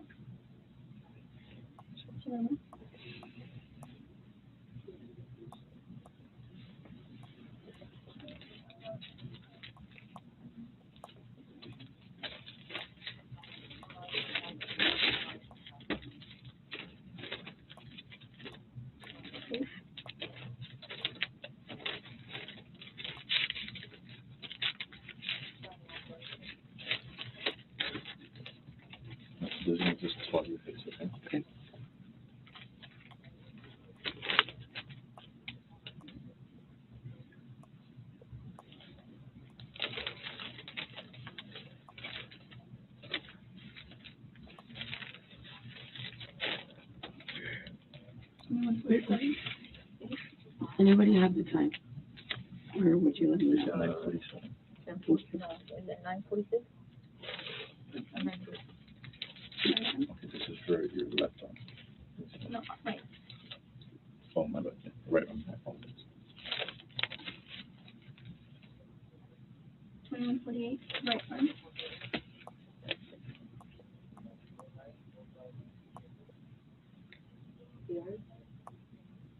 Okay. Right arm.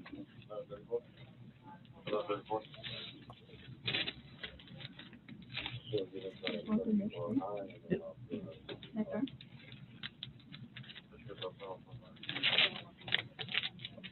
Same thing too.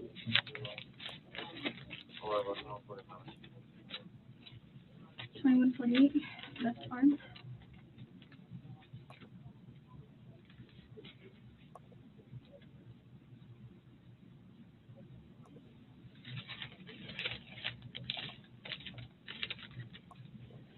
Top of left hand. Okay, let me see your left hand. This is for the top. Thank you. 21:48.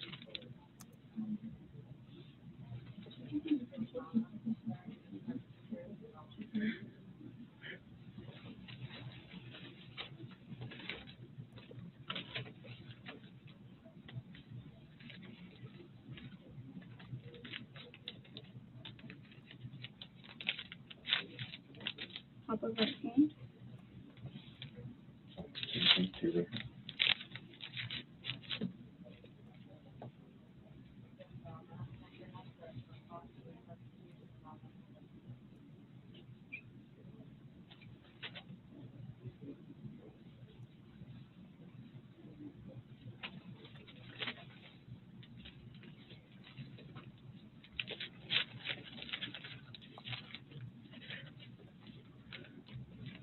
Palm of right hand.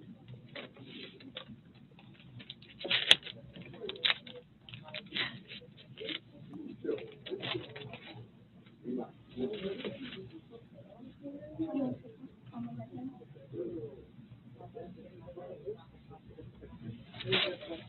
Right. Let me see your right hand, your right arm. Put it up. No, down on right. Is that a bruise? Yeah, this is Yeah. You need a punch for that.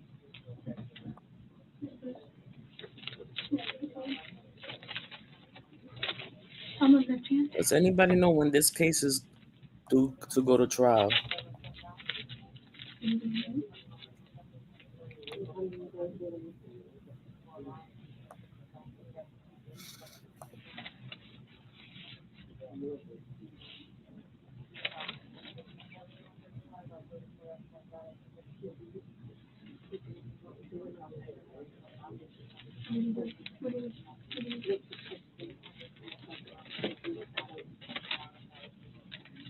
Right arm. 21:59. Left arm. And palm of left hand is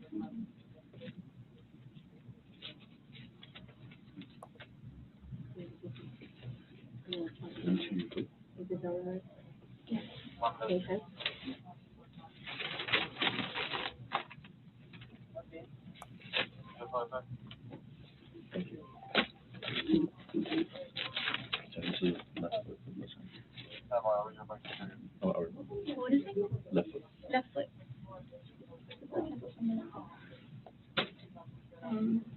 You're gonna photograph her hands again. Focus on her hands to show that she's missing some nails.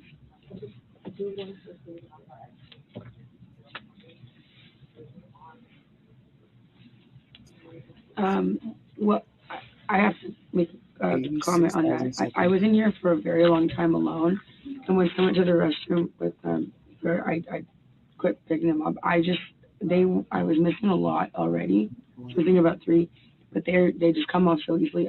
There are a few in here because I popped a couple more off. I just don't want. No, it's not. Okay. It's not anything. Okay. Yes, it's.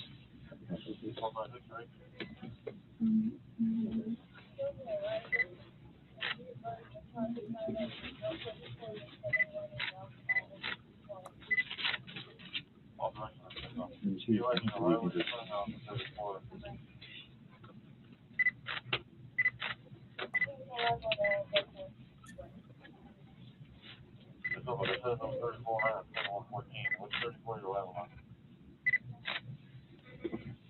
Let me see your flip on your right one. Do you have one?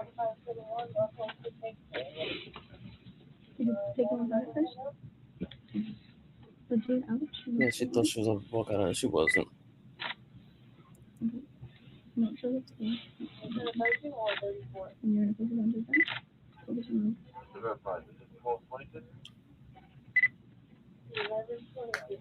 Yeah, just don't block nobody. If people don't behave, just time them out.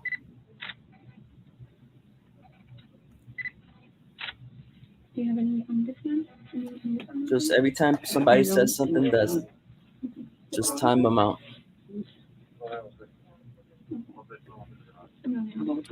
Eventually, once I get more subscribers, then you can block them.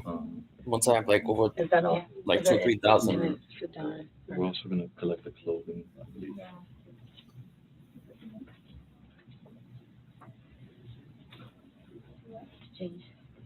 I'm gonna put you in the other room that is not recording, so you can change and put the clean clothes, okay? Okay. And then I'll pick you after to watch it. And then once I get like, Juicy J's one of my mods for now, but then once I have like 20-30 more subscribers and more people start coming out, I don't know the mod. Just advise the detective, and if you're not terrorized, then we will. You think you're gonna change anything? Yeah, then you can go first. You can take this off. I'm gonna put your jacket in here first, and then you're gonna get part of it, and then everything will be changing on the second. Because I know 20-30. It's hard, Thank you. I have like each person each mod manage about 15 to 20 people.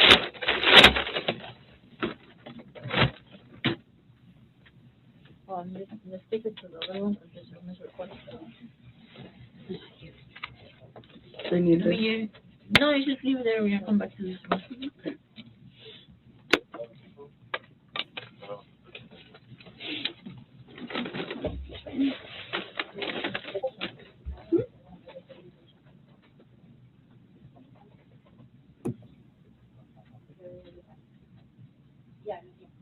Yeah, no religion. Please let's not mention any religions on this channel.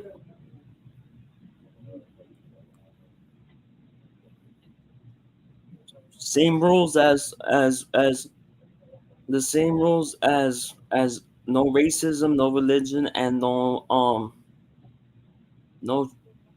politics on this channel.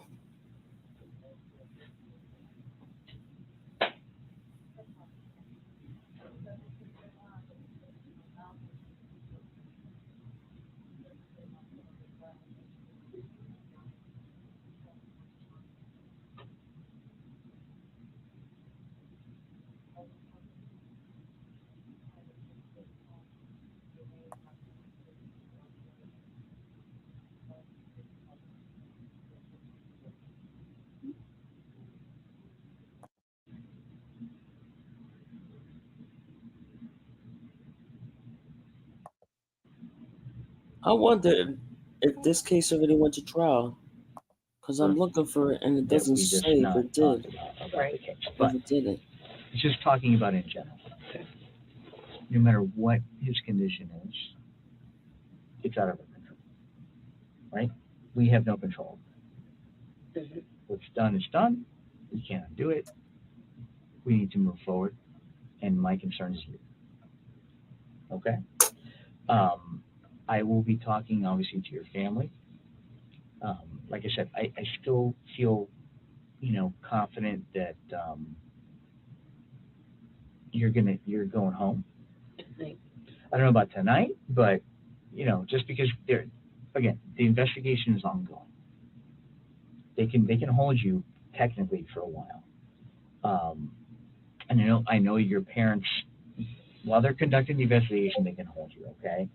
But listen, your dogs are fine. I'm on it. We're going to get you home as quickly as we can, all right? I know, and straightforward with you, there's some concerns That's the same thing I about found. your mental health to make sure that you're okay, because this is very traumatic. So there may be some steps taken there. Yeah, come on in to make sure that you're okay. And that's it. But we're getting you home, okay? Okay. So have you met the sergeant? Yeah. Okay. Come on in. So this will now be recorded.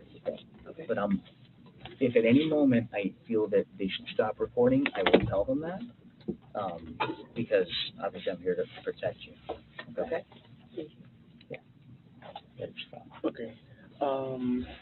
Courtney, it's 10:45 p.m. right now. Okay.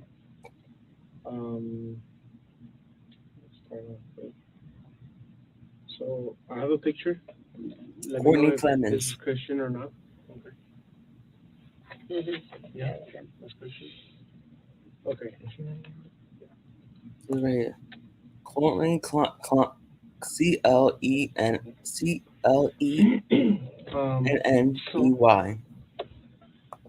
We have to inform you that Christian did not make it.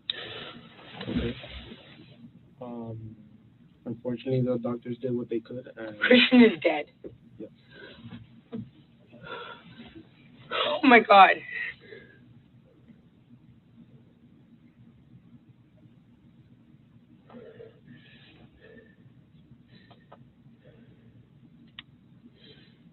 This is not real, right? Okay. No, there's no fucking way.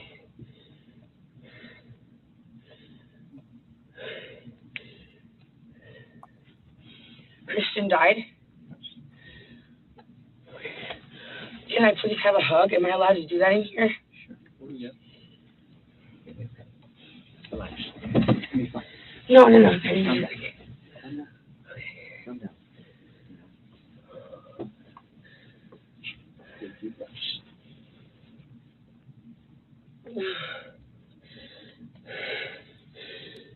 Just take deep breaths. No, there hasn't been a trial or sentencing date. I've I checked. need He's still in jail. I need to hug my mom. I'll talk to your parents about a movie. I cannot be left alone in like a room by myself You won't be. after this. I just no, that's not true. That's not real, right? It is real. Christian is dead. Yes. You're not gonna lie. I know, I just can't believe it. I'll talk to your parents. I'll get them. I'm gonna get your parents here ASAP. We spoke to your parents, and they're trying to do everything possible to get you as soon as possible as well. To what? To get your parents for them to come over here. So they're doing everything possible right now to find a way to get down here.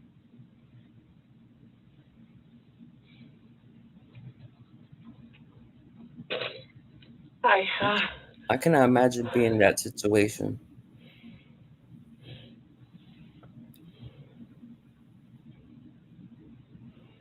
Deep breaths. Just take deep breaths. I've been crying so much, Don't. and I just can't even cry right now. Just take deep breaths. It's a shock. Just relax.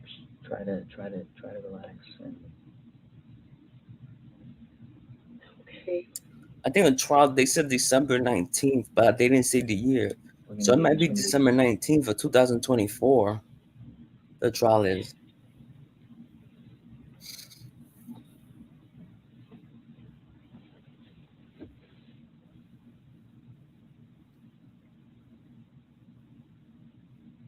Holy shit.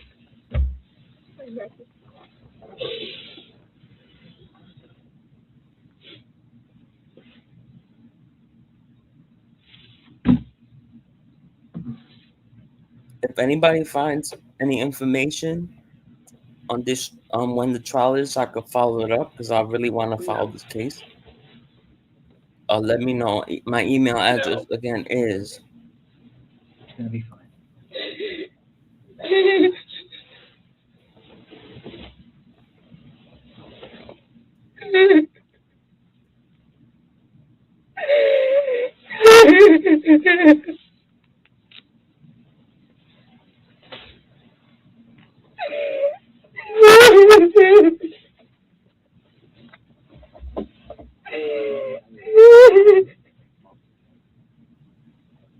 Courtney, it's gonna be okay.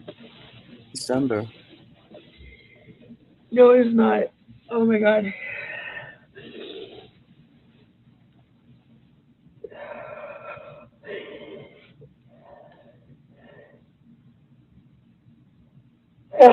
I wanted to be at the hospital. If anything happened to him, I just wanted to be at the hospital. I begged, can I please go to the hospital?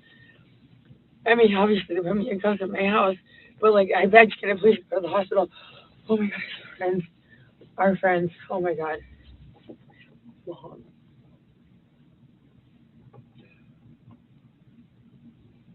Me? It's been a while.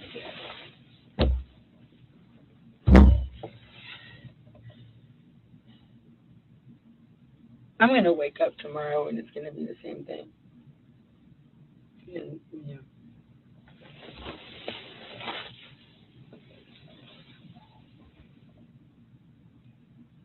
And okay, that's the last time I ever talked to him.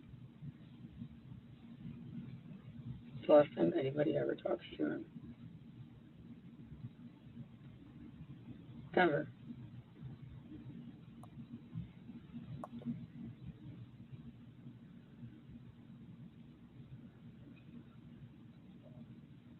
The last thing he ate was fucking Subway.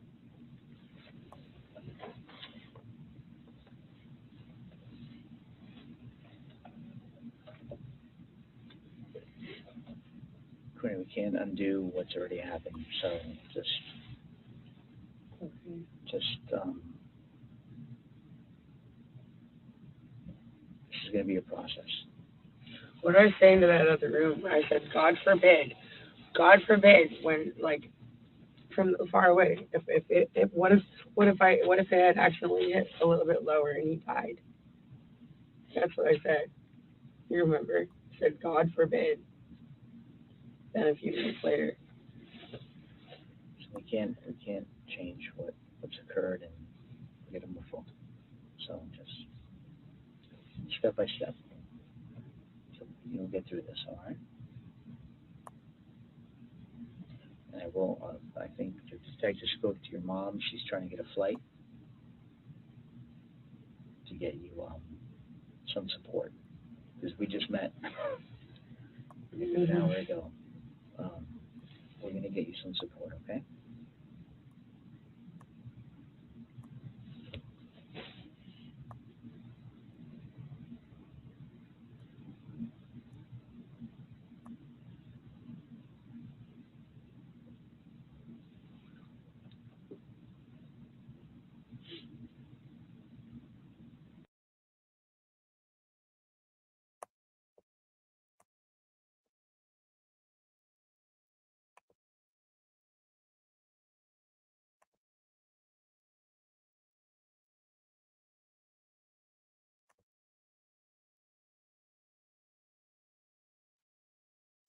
December.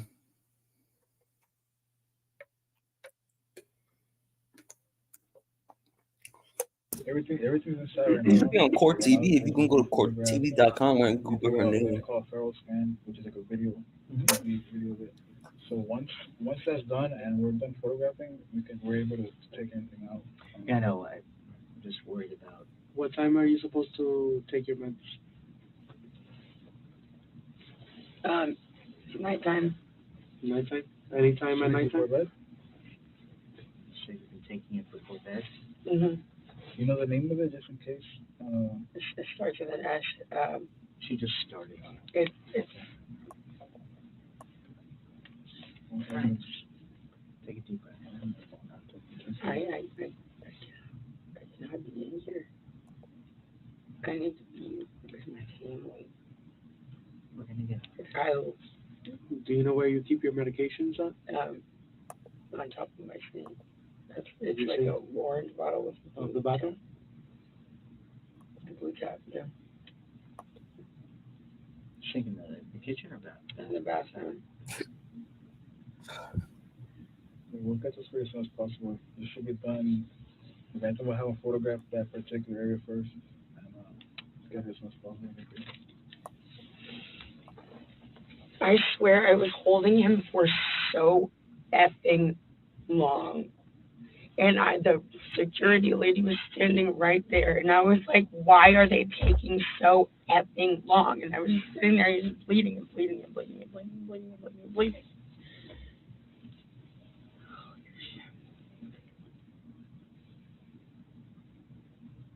Okay. Should bring in some deep breaths. Yes, we need to go forward and deal with What happens now? you know. And I do have another question. After this emotional meeting, I found a video of a Yeah, status that's not hearing. fair for his mom to and see him. And his birthday is in 8 days. Who has been called for him? Nobody has yet. We're still trying to find his family's information. Do you have contact number for them? Maybe it's in your phone?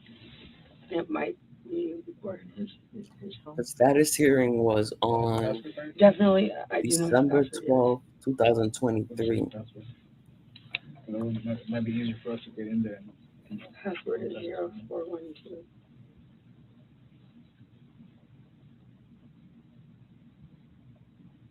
I just want to know when there's a trial so I can live stream it.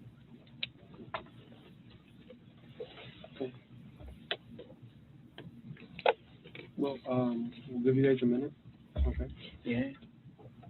I appreciate it. Let us know if you need anything else. Is there anything to take now? You want? I mean, is the water enough? Would you like something else to drink, like a soda instead, or something to eat? Maybe it would be good. Actually, you know what? I think it'll be good for a while. We'll be right Thank you. outside, okay? Okay, what I really need is to hit a vape badly. I'm deeply addicted to it, and it's for stress. Okay. No recording, right? Yeah, make sure recording. Send me that info. Nation, Tanya, if you found it. Yeah, come on. Also, it hasn't been, no trial date has been. All right, thank you. I appreciate it. But when there's a trial date, email me that information because I do really want to follow this case, and also the Cameron Reed's case. We got to follow up. Any new cases y'all want? Any new cases that y'all want to talk about tomorrow? Let me know as well. Also, I know Rich streams pretty late, but I'll stream before him. I'll stream about tomorrow's Wednesday, so I'll stream around 7-ish. Start early. 7-ish is good for me. I don't know what time everybody else is available, but I'll stream around 7-ish. I'll just put crime chat. We'll discuss. I don't know what cases y'all want to talk about tomorrow, but any new cases we can talk about. It's up to y'all. I'm here to talk about whatever cases y'all want to talk about as well. Like, we can even talk about cases of the state y'all live in, because you people matter. You need to know what's going on in your community as well. Especially what's going on in your hometowns, not only in what's out of state, but what's also in our state. Like, I'm even gonna look at cases in New York City that I haven't seen. Like, if there was a shooting or something, because that's important. Like,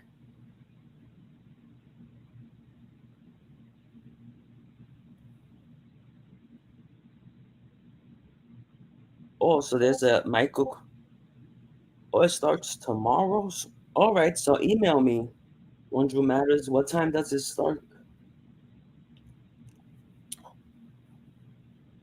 We can talk about that case, the Michael.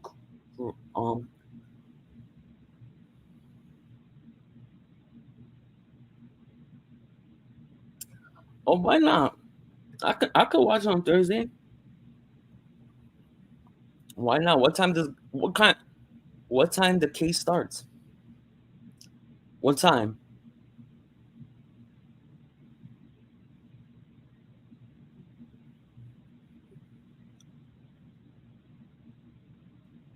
Send me that information, that case, and we could discuss it like for the next 20 minutes. Can you email me some information so I could look at some information on the case? We could discuss it right now if y'all want.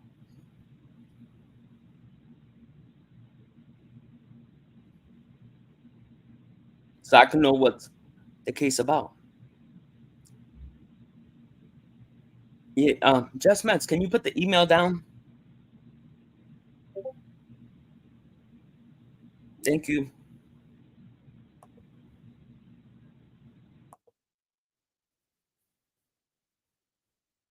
Millions of dollars on the subscription-based OnlyFans website where she took off her clothes and did things, sometimes by herself, sometimes with a Christian.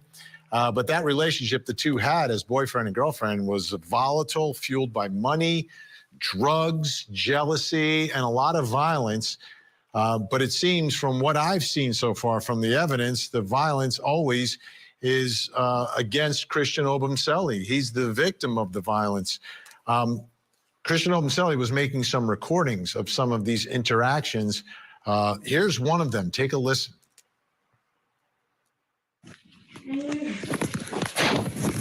I need to leave my phone. I need to go home. I need to talk to them.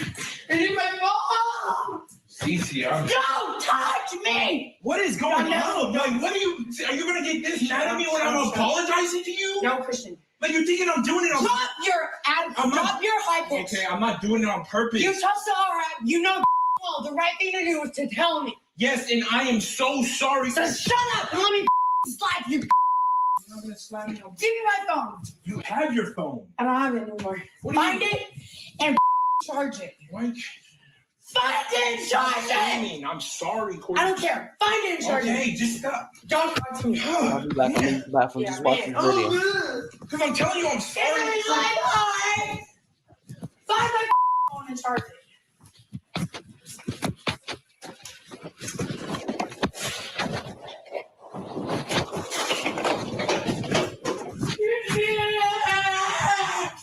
I don't know where your phone is. Find it. Can you help me find it? I will. So why? Find it. Why are you screaming, man? Not man, but why? Yeah, man. Yeah, Not man. Yeah, man. Yeah, man. Yeah, man. Yeah, come on, man up. Shut the up.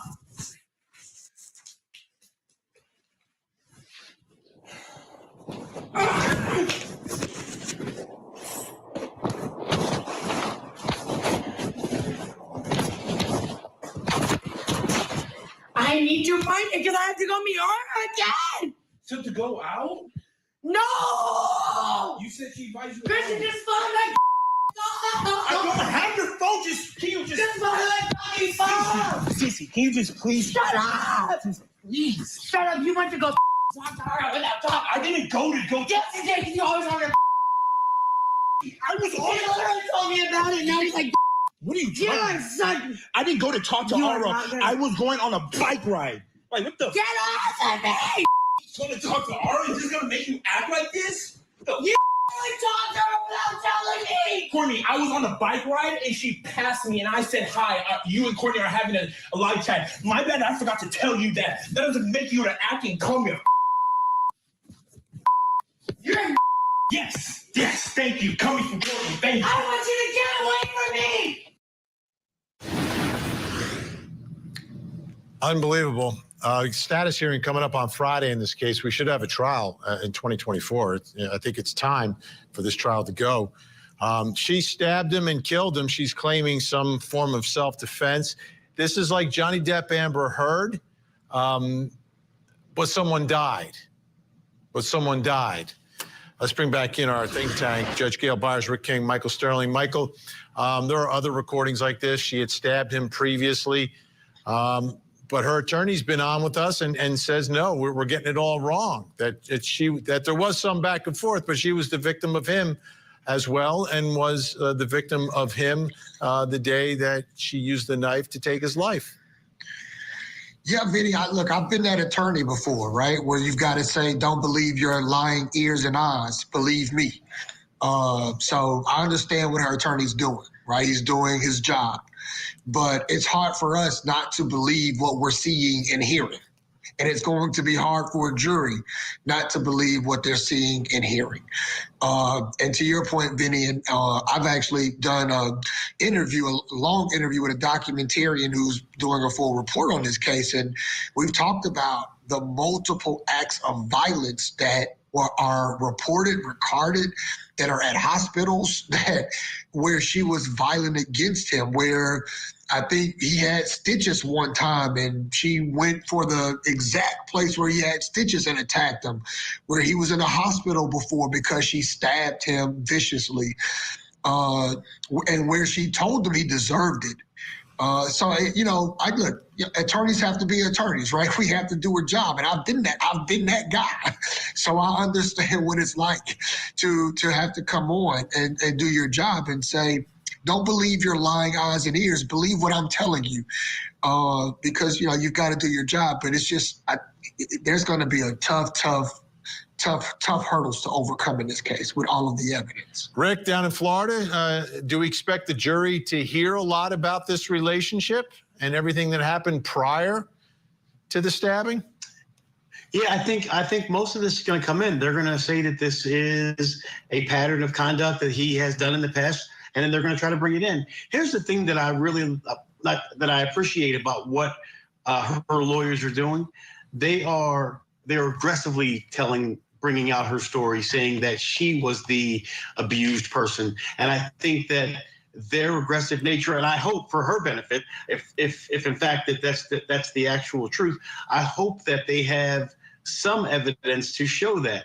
Because if I'm listening to what Michael's saying right now, and clearly he knows a little bit more about this than I do, there's plenty of evidence to the contrary. And so in order to, if you're going to be that aggressive and you're going to come out that hard, you better have something in your pocket. We have a friend that says, like those old wrestling days, where you keep a little sand in your pocket to throw in their face, and then they're going to need a little bit of sand to make this case go. Judge, how difficult do you think it'll be for a jury to comprehend that a man of that size could be the victim of domestic violence?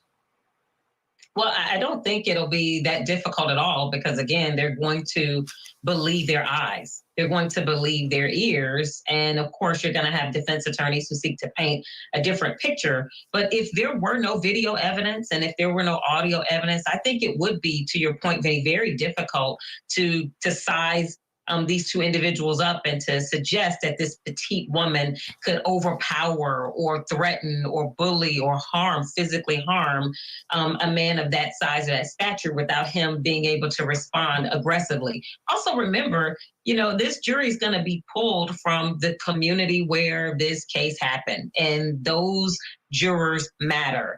Their view of society, their view of relationships, all of these things are going to play a role in exactly what kind of people are sitting on that jury and exactly what they believe and what their beliefs are and how that's going to be important when considering the facts and the evidence. Yeah, could be some folks that Rick knows on that jury.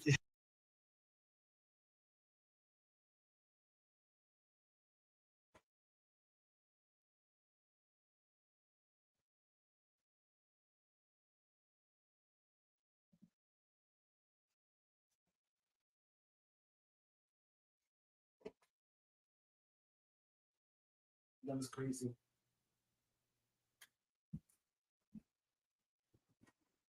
So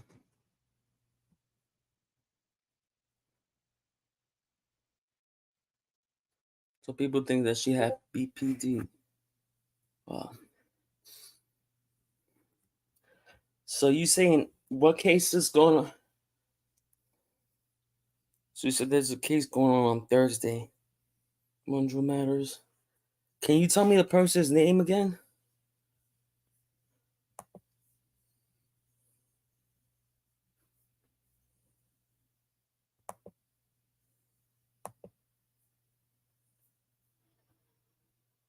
No.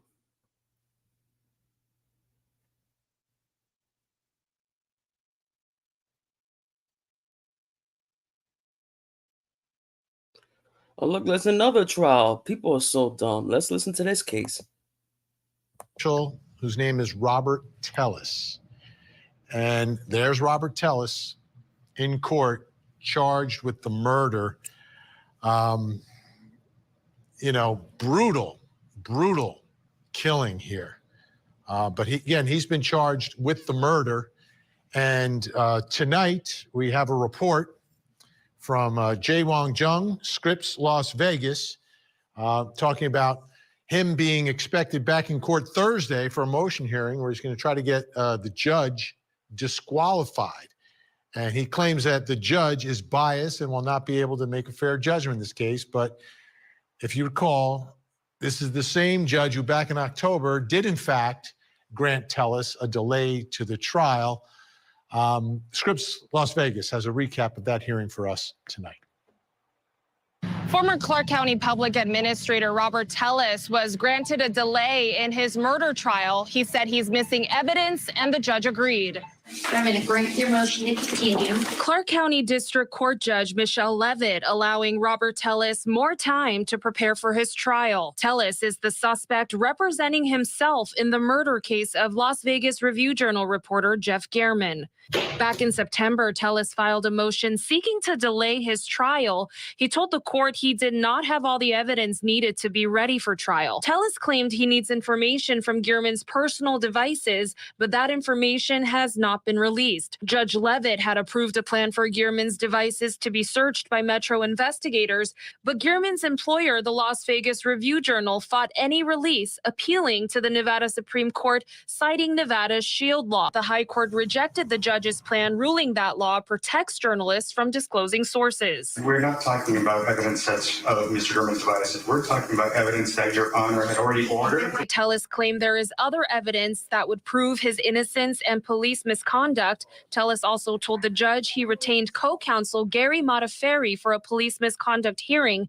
Hey, it's Attorney Gary Modafferi. However, when Channel 13 reached out to Modafferi, he told us he's only an advisor. I was retained by Mr. Tellis to assist him with constitutional issues. I have not and I am not retained to appear to represent him in court at all. Also in court, County Public Administrator's office workers, all wearing the color red and a pin supporting Jeff Gehrman. Rita Reed is the current Clark County Public Administrator. If not for Jeff Gehrman, I probably wouldn't be standing here. I wouldn't be in the office now, probably. We want to be sure we're constant reminders of how important Jeff Gehrman was, not just to us, but to our community. Okay, big motion hearing coming up January 11th. The trial set to begin March 18th. Robert Tellis will be representing himself. And again, it was a series of investigative pieces that were taking a look at what was going on in Tellis's life, at work, and misconduct, including an alleged sexual misconduct at work. Take a look. This is a vehicle. You can see Tellis getting out of the back seat, and then you see a coworker also getting out of the back seat, and then gets into the front seat and drives away. So they were all over him, and this guy's life was falling apart. He was being publicly humiliated for what he was doing improperly in office, and Gehrman was going to expose it all in the Las Vegas Review-Journal and was murdered. So now that's the alleged motive.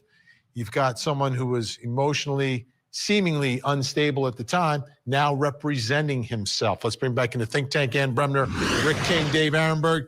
Ann, what do you expect from Telles? Now, he is a lawyer. He's not a trial lawyer, not a criminal defense lawyer. So how do you think this is going to play?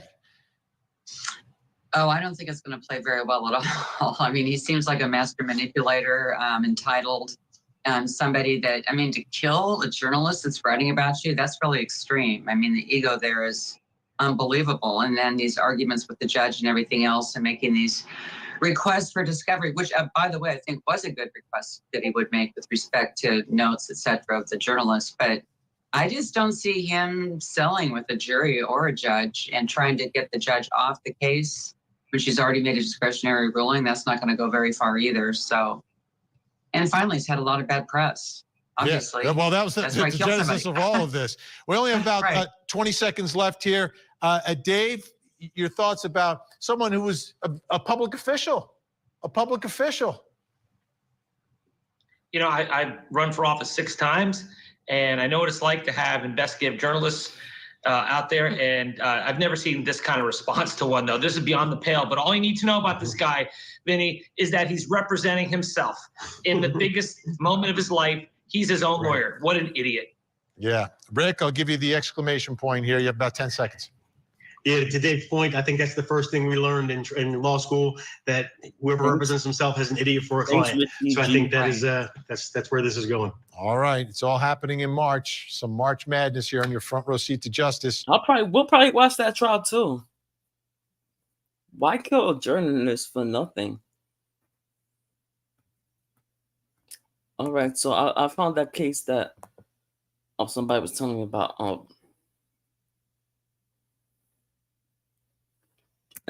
Let's see.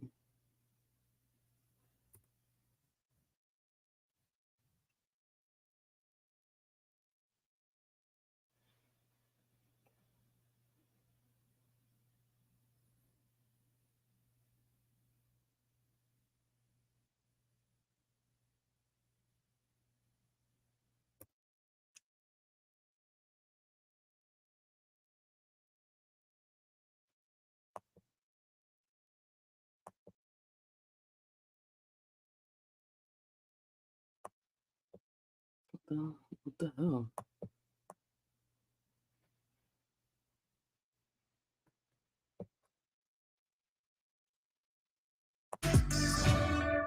Turn to our next big trial. This is the missing mom conspiracy trial for Michelle Troconis. Trial is scheduled to begin on Thursday, and we're going to bring it to you live here on Court TV. Troconis is charged in connection with the disappearance of Connecticut mother of 5, Jennifer Dulos. She vanished in 2019 during an ugly divorce and custody battle with her husband, Fotis Dulos. The trial was supposed to start today, but was pushed to Thursday because of the dismissal of an alternate juror. Let's take a look back at this case against Troconis and her connection with the missing mom's husband. On Friday, May 24th, 2019, Jennifer Dulos dropped her 5 children off at school and returned to her New Canaan, Connecticut home, never to be seen again. Around 7 o'clock that evening, Dulos was officially reported missing by friends and family. Startling with 5 children. That's really disturbing. Once police arrived at her home, they followed a trail of blood from the garage to Jennifer's SUV, abandoned at a nearby park, and a massive search was on. While investigators searched, they discovered evidence pointed to a contentious divorce and custody battle between Jennifer and her luxury home building husband, Fotis Dulos. I am afraid of my husband, Jennifer said in court papers. I know that filing for divorce will enrage him. I know he will retaliate by trying to harm me in some way. The only thing I have to say again, for one more time, is that my only concern are my children. I care deeply about them, and I can't wait to be with them again. after the discovery of surveillance video showing Fotis and his girlfriend, Michelle Troconis, discarding items the evening of Jennifer's disappearance, police began zeroing in on Jennifer's estranged husband. I hope for her family something, she gets found, or I don't think there can ever be closure, but I hope there is some resolution. Investigators brought in Fotis and Michelle for interviews. Following the interviews, a note was found during a police search of Fotis' home detailing a timeline. That timeline matched details his girlfriend Michelle Troconis had given police in an interview recalling the day of Jennifer's disappearance. I hold a paper towel, but I didn't smell it. I didn't see the... Police interviewed Troconis a total of 3 times, getting conflicting information in each interview. He gave me a piece of paper or a toilet, paper towel, and I put it inside where I had the bag of cleaning, what I was cleaning the house. Although police have not recovered the body of Jennifer Dulos, on June 1st, less than 2 weeks after her disappearance, Dulos was arrested. As you know, Mr. Dulos was arrested today and charged with 3 counts: murder, felony murder, and kidnapping. Michelle Troconis was arrested. 3 weeks after Fotis Dulos was charged in the murder of his ex-wife, Jennifer, he died by suicide. They could see through a window that Mr. Dulos was sitting in his vehicle, and he had obvious signs of medical distress. Now, Wow. Michelle Troconis faces trial for conspiracy to commit the murder of her boyfriend's estranged wife, Jennifer Dulos.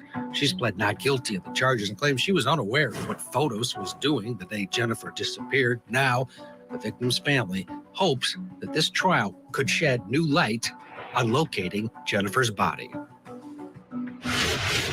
And Ted, this is such a big case. I'm going to be traveling to Connecticut to cover it. Everyone in Connecticut has been focused on this. Her body has never been found. And so there are a lot of questions. Hopefully, maybe people can get some closure in this case or some sort of resolution. We will see. But meanwhile, let's bring in from New York, trial attorney and civil rights attorney Richard St. Paul. Richard, some of the things that have been talked about in this case is this language barrier by the defendant. And when she was questioned, she was given some information, then she was responding, and she gave some conflicting reports of what took place. But maybe that language barrier is a problem. Defense attorneys can use that. What are you seeing so far as this case just is going to start to get underway on Thursday? Always like in the prosecution, would always like to have the body, right? Because the body also tells part of the story. So that's kind of going to be an uphill battle for the prosecution is, well, there's no body. And if there's no body, there's no forensic evidence, there's no DNA, there's nothing there that helps connect Troconis to the murder. So this is going to be a very circumstantial case. Now, the defense has already been able to knock out the phone information because the police searched Troconis' phone without a warrant. So that's obviously a win for the defense and a loss for the prosecution. So whatever was on the phone. But this is definitely an uphill battle, and it's going to require a lot of circumstantial evidence. I'm sure the family of Mrs. Dulos sees this as the only opportunity for justice for their daughter. But again, there's still a lot of pieces to connect to show that there was an active, overt act by Troconis to murder Mrs. Dulos. And clearly, Fotis Dulos was the person behind this. According to the state, he's dead. Now, this is the only chance for justice, if you will, for this family. The other part of the equation is that body. And I'm sure that family would love to know what really happened. And if she does know, one would think at this point a deal might have been offered to her in exchange for information, something, because this is one of those cases where, to your point, Richard, it's not a slam dunk for the state. And for the family, you're going to really want as much information as you can. And if she knows something, one would think that would be a pretty good, but here we are. Obviously, no deal's been made. This is your captain speaking. Welcome aboard.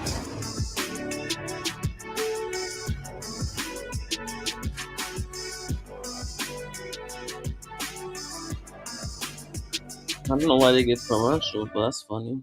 This is your captain speaking. Welcome aboard.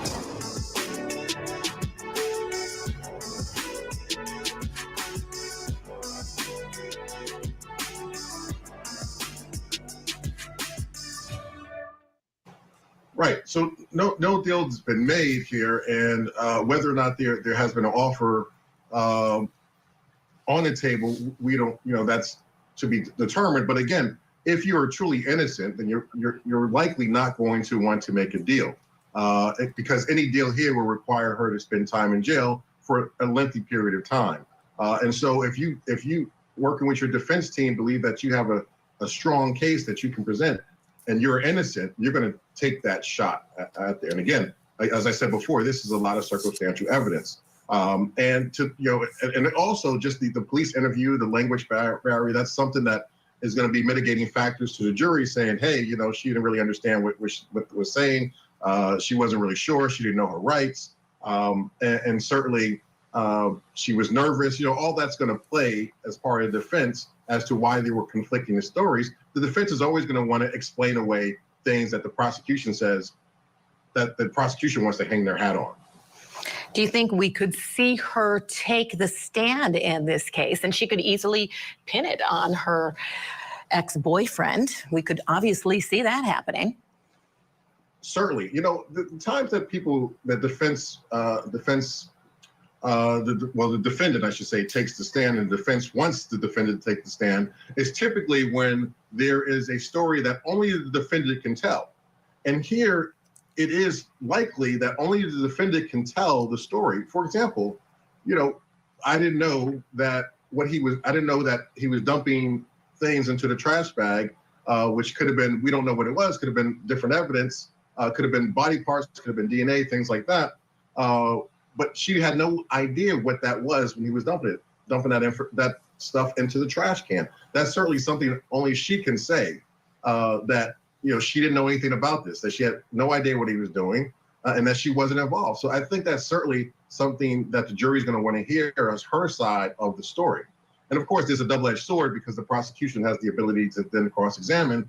And if she's not very well prepared for this, the prosecution may trip her up and it may hurt her.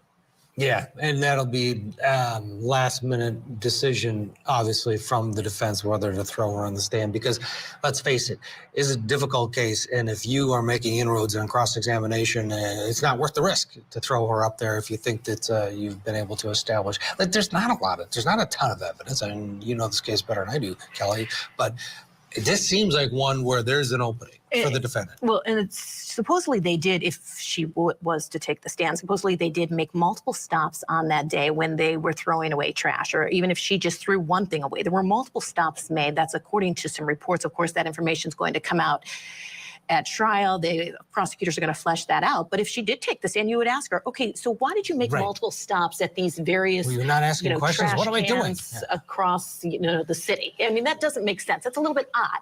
Yeah, and avoiding her answering that question is probably good for the defense. Correct, Richard? Well, one thing I think is the way you can kind of explain that away is Mr. Doulos was involved in construction. And so he said that, listen, it's a pain to get rid of this stuff. I'm involved in construction. I got to get permits and stuff. So it's easy if I just take this stuff and throw it into the garbage rather than getting permits or paying to have this this construction material hauled away. So that could be explained away. Right, and yeah, you're right. And then she can say that that's what he told me. It was just construction material. Fascinating case. Kelly's going to be there, and we'll all be watching. All right, guys. I've been on for 4 hours and 10 minutes. It looks like that is it for today. Thank you, everyone, for joining us for my first stream. I appreciate everyone that joined us today. Thank you very much. I appreciate it. Thanks, everyone. Thank you for coming. Thank you, Juicy J. Great job for modding. Thank you, Wanju Matter. Thank you, Tanya.